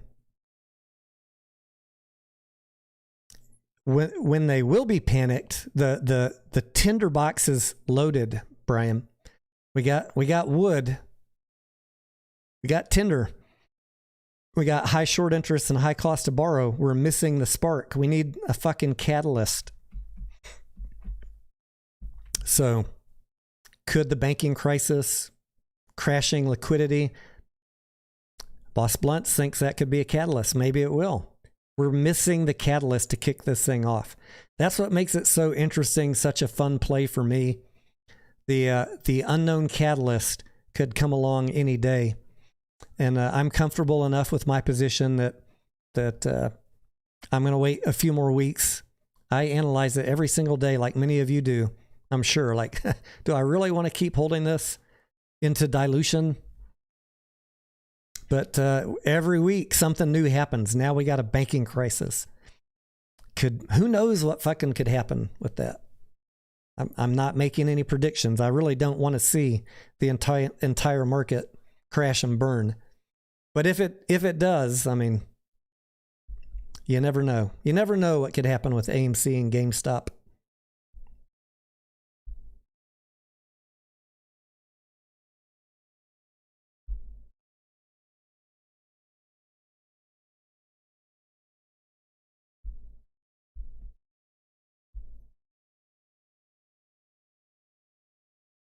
Jim says, Wall Street is nothing more than thousands of people constantly working to steal your savings. Yeah, I actually agree with that, Jim. Like, Wall Street is like a stripper.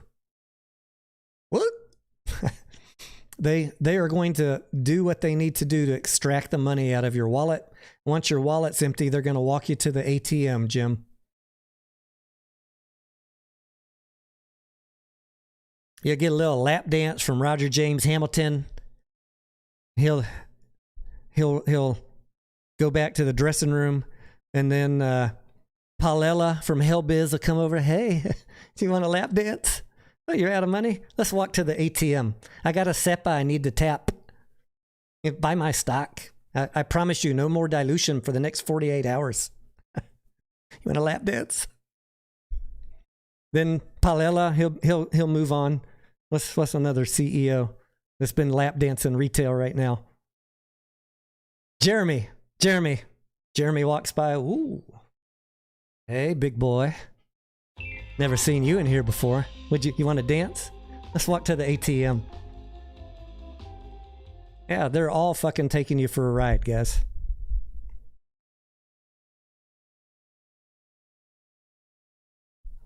Don't trust. Trust is a funny word. You can understand what a CEO is doing. What they're saying, how you interpret it, you need to stop doing that. The one thing that I'll agree with Lou on,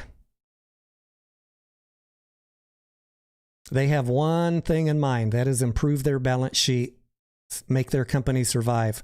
Your job is to get a good entry. Resist the FOMO, resist the hype.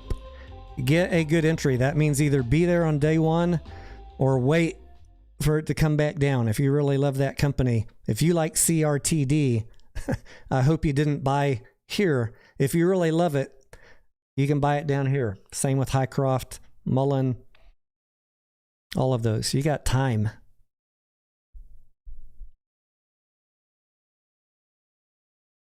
Nick says, but she said she loves me. Jeremy said he loves me. Come and get some of this short interest, big boy. Were non-voters automatically switched to yes, Brian? For APE, if it was a non-vote, it was cast in proportion with the other APE votes. That was just on APE.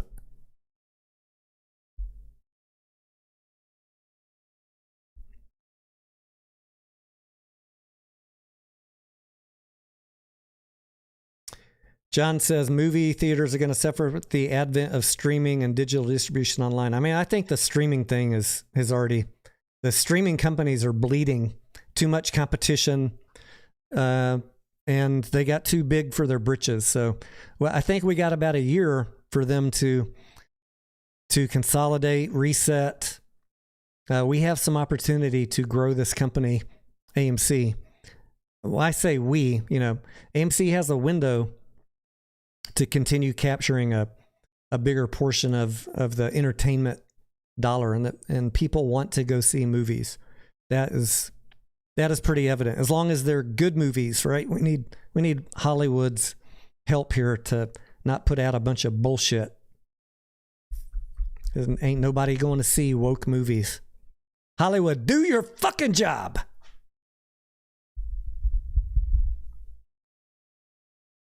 Don, thank you, sir. Don says, Tony, you do a very logical, straightforward, honest job. That is my intent, Don. It makes me not very popular.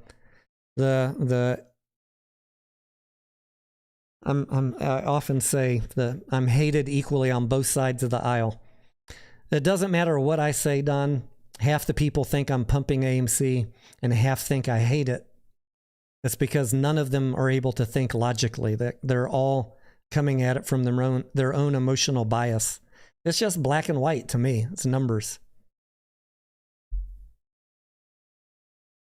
If I can tell you the logic, the facts, and you hate me because you make decisions emotionally, I say just, this is not the channel for you, bro. We're gonna be just fine right here. A lot of these emotional traders will not be here in a year. Keygen says, do you think all the people who voted no are the ones who are selling and taking the stock? No, I think that's institutions. Maybe some of them, though, yeah. There's going to be people that get mad about the yes vote. But I think a lot of them weren't holding shares anyways. They just don't like Adam Aron. They don't want to see anybody in this play succeed. So they push the no vote because that is the quickest way to get this company to go bankrupt. Notice how all of them that never talked about AMC came back to tell you to vote no.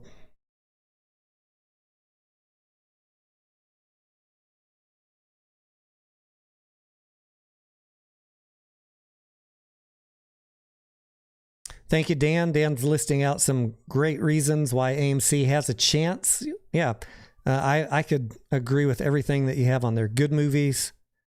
A lot more movies coming out this year than last year. We got retail popcorn. And it is fucking delicious. Very dangerous for my keto diet. Credit cards, I'm on the fence. How much profitability that's going to add to the bottom line, but we'll see. Co-branded merchandise, every little bit helps. I'd like to see them do some more things like some other competition that we've looked at is doing, like getting concerts or MMA fights. I don't know what the holdup is on making all of that happen on a more frequent basis, but I would like to see more of that. Afi Gorilla says, am I not waiting for a squeeze? I haven't decided what I'm going to do yet, Afi. A lot is hinging for me right now. What I do with my position is going to be based on the retail sentiment that I see today, tomorrow, this week, and what happens with that lawsuit.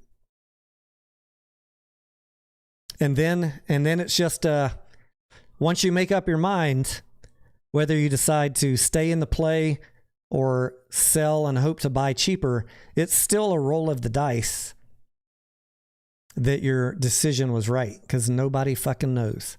Nobody knows. How much debt, Jason says, did Adam Aron pay off with diluting the stock? What did he make? What did he tell us he made, guys? Like $300 million from Ape? Not as much as he made. Yeah, around $300 million. Enough. If he had not sold Ape, if he just said, oh, it's at 60 cents, I'm not going to sell anything. If he had not cut the Antara deal, we would have been absolutely wrecked in the earnings announcement. We would have been down to 300, 400 million in cash. If he had not sold Ape and we entered this quarter, the one he just reported, with 300 million in cash, you know what the story would have been? AMC on the brink of bankruptcy. How do I know that? In 2020, when we were on the brink of bankruptcy, guess how much cash we had? 300 million. So as much as it sucks that he sold Ape, this company would have been toast in the press and toast in Wall Street if he went into the quarter he just finished and announced that we have 300 million in cash left. Would have been done. The play would have been over. So am I happy about Ape? Am I happy he sold it cheap? No, but I know. I understand that we would have been toast last week if we had come into that meeting saying we only have 300 million cash left. Absolute toast. Why do folks believe that Adam Aron wants to be a bad CEO for AMC? Yeah, I've been around a lot of CEOs, and most of them have good intentions. Most of them are working way more hours than normal people to figure out how to help their company survive. Are there crooks? Yes, there are crooks. Are there liars and cheats? Yes. Much like politicians, sometimes to be a CEO, you got to have one of those edgy personalities. But if you don't think that the CEO is doing the right thing for your company, then I would urge you not to ever even buy that company. Or once you realize that, to run for the fucking hills. In my assessment, Adam Aron is being genuine, and I've only see him making companies that are for the benefit of the company. Yes, I agree with you. Not all of them are for the benefit of a MOAS, but we're not in 2021 anymore. Russian jet over the Black Sea. I haven't got that feed yet. Maybe Adam Aron was planning bankruptcy in 2021 and the ape screwed up his plans. Jim, they were drawing up paperwork to file Chapter 11 for sure. I do not think that any CEO wants to bankrupt their company. Look how many companies that are penny stocks about to get booted off the NYSE and the NASDAQ do a reverse split to buy themselves 6 months more time. No one wants to see their company fail. They're going to take every last option available to them to hope that they make it, that something happens. And no, I don't think that Adam Aron wanted to bankrupt this company. If he did, he could have just not hired somebody to work on retail products in grocery stores. He could have not continued in investing in upgrading theaters. He could have not closed underperforming locations. He could have not brought in a credit card. He could have just done nothing, and it would have all been over really, really quick. Just this whole thesis of he wants to bankrupt the company makes zero sense when you analyze his actions. If he wanted to bankrupt it, just leave all the locations open, even the horrible ones, and make it happen faster. Doesn't Adam Aron have done a very good job in the jobs he has done before? I mean, Slimy, that is open to interpretation and debate. It doesn't matter what I say, Slimy, there's going to be people that don't agree with me. So I'm just not even going to go talk about that. Go do your own DD. And by that, I mean, Go read about it yourself, not listen to someone's opinion on YouTube, because they all have an agenda they're pushing. And most of them that are pushing it have not, I promise you, done any legwork in understanding anything of what happened in his previous jobs. Because I hear them, and they don't even understand what they're talking about. I just heard this, and I wanted to get it out here on YouTube for your opinion. I heard that he screwed a bunch of people over in XYZ. You heard from who? Shill from Boston? The guy that makes up facts out of his back pocket? I don't want you to hear stuff. I want you to go dig in financials, in news articles, and form your own opinion. Jack says, who is selling their AMC? Anyone who bought AMC, Jack, at the higher prices, thinking that the no vote was going to pass, is selling AMC. Because as we get closer to doing a conversion, it is natural and normal due to the arbitrage for AMC to go down a little bit and APE to go up. Do I think the judge will rule in our favor? I do, 100%, King Joey. I call the lawsuit, it was so stupid, in my opinion. I'm not an attorney, but it looked like it was written by a kindergartner. The other second lawsuit, what was that dude's name? Was it Munoz? That one was written a little bit better.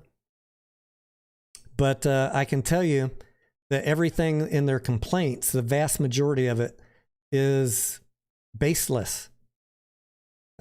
All of the verbiage, all the wording that was used to create APE, the whole wording that was used to create these preferred shares in the first place back in 2013, this is boilerplate Delaware legal documents. I could find the exact same wording used to create APE or AMC's preferred shares in half a dozen other companies in the next 60 minutes.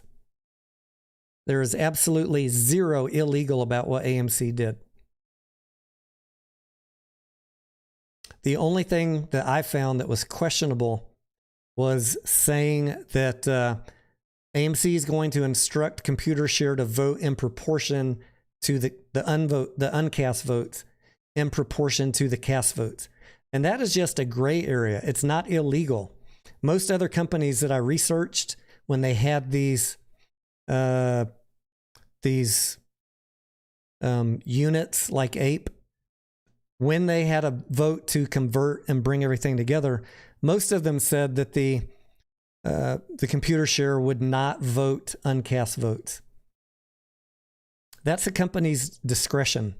There is no NYSE rules or Delaware laws, to my knowledge, from my research, that says AMC can't do that. There is a NYSE rule, I think 452, that says a broker cannot cast votes in a special election for uncast shareholders, but it doesn't speak to transfer agents like ComputerShare. So that's why I call it a gray area. That would be the most interesting thing for me to see the judge rule on, but it doesn't matter because the vote was already overwhelmingly yes, just on the common stock. So it's really a moot point. It's irrelevant. Ben says, given the amount of shelf AMC has left with 63.9 million APE, don't they have enough to put a dent in the balance sheet? Yeah, I mean, they could sell, I'd like to see him sell 60 million APE right now at $1.80, to be honest. Maddie says, AMC, Adam Aron and the board selling and never buying is telling. I mean, I think, Maddie, that is a convenient talking point pushed by people who don't analyze what any other companies do, Maddie. Go, just in your spare time, go pull up 50 other large companies, Google, Apple, Microsoft, Tesla. Show me how many of them out of 50 are buying stock every quarter or every year. I would wager you a six-pack, Maddie, that if you go look at them, all of them are getting heavily compensated with RSUs and most of them are selling on a regular basis.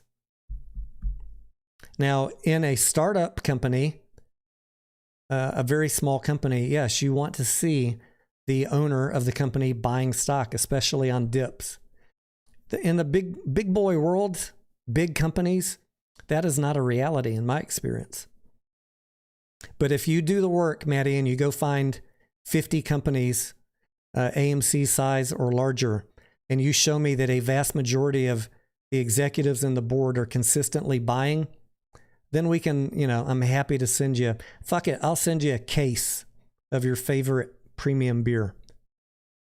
Otherwise, this is just a talking point that Adam Aron haters and bears push on you because you think it sounds logical and no one's ever actually done the work to understand what reality is in the big boy league out there in Wall Street. Captain Arma says, do you know when we will see a final or converged number? It will be after the court thing is out of the way, Captain Arma. How do I feel about Dollar General earnings coming up? I have not looked at Dollar General recently, Tim. On the one hand, there's inflation in the supply chain. On the other hand, there's inflation in retail pockets, and they're probably looking for cheap places to shop. So I'm not big on investing in retail companies that own a bunch of inventory.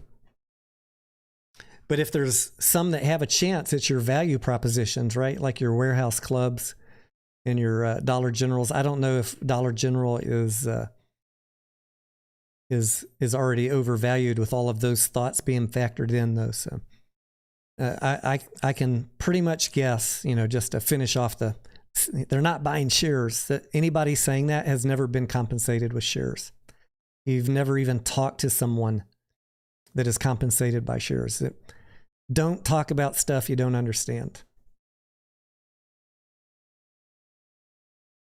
But the offer is open. Go find me 50 random mid to large cap companies where the majority of them have the vast majority of board members and executives buying instead of selling. You're not going to find it.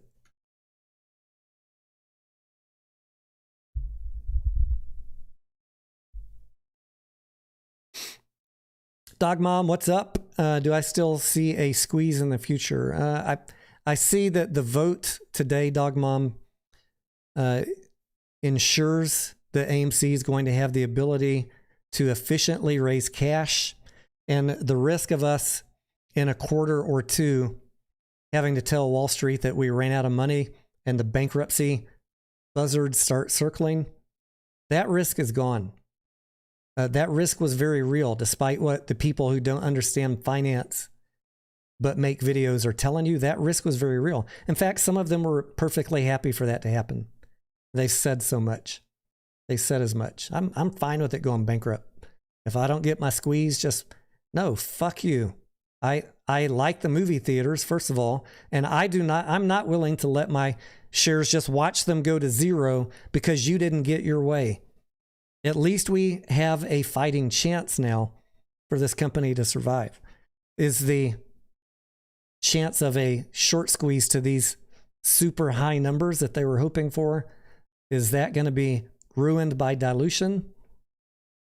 It probably is going to be. Dilution is probably going to hurt any squeeze to these massive numbers they had in their head from Lou back in the day, or Al, 500,000. But, the best case for this company to get shorts off its back is to improve the balance sheet and get more movies coming from Hollywood. What happens from there is going to require some patience. Smith says Adam Aron played both sides. There were some things, Smith, that Adam Aron said that were leading, just like every other CEO, Paulella at Hellbiz, Jeremy Frommer at CRTD, Roger James Hamilton at Genius.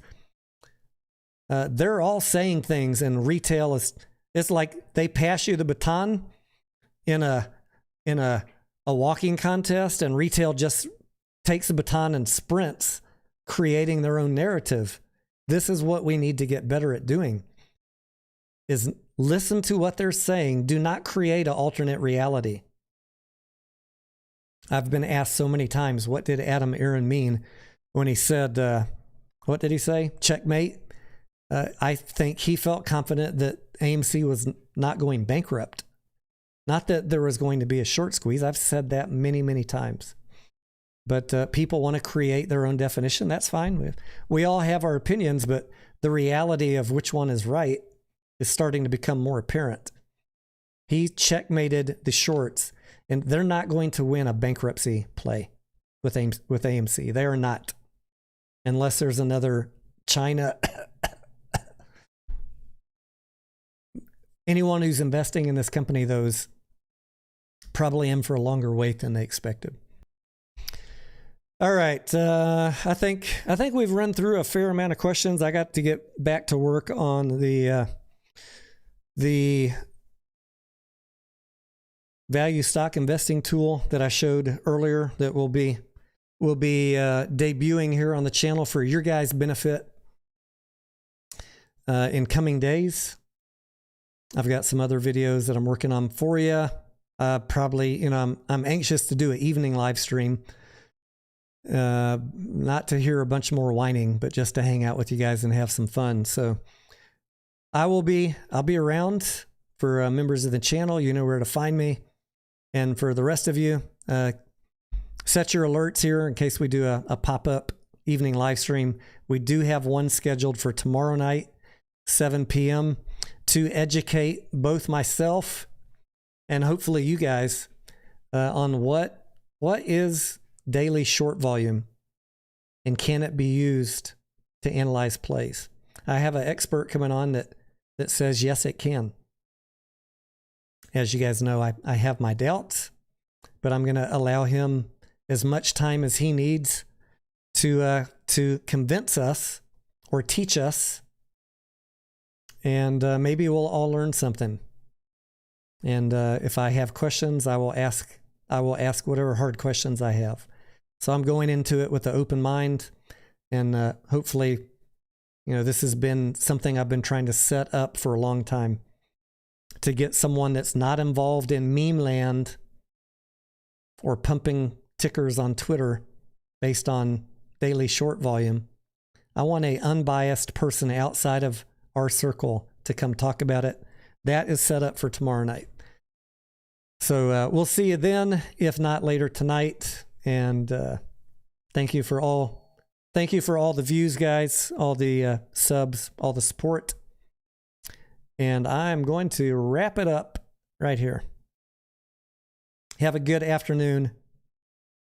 Trade smart. Be good to one another.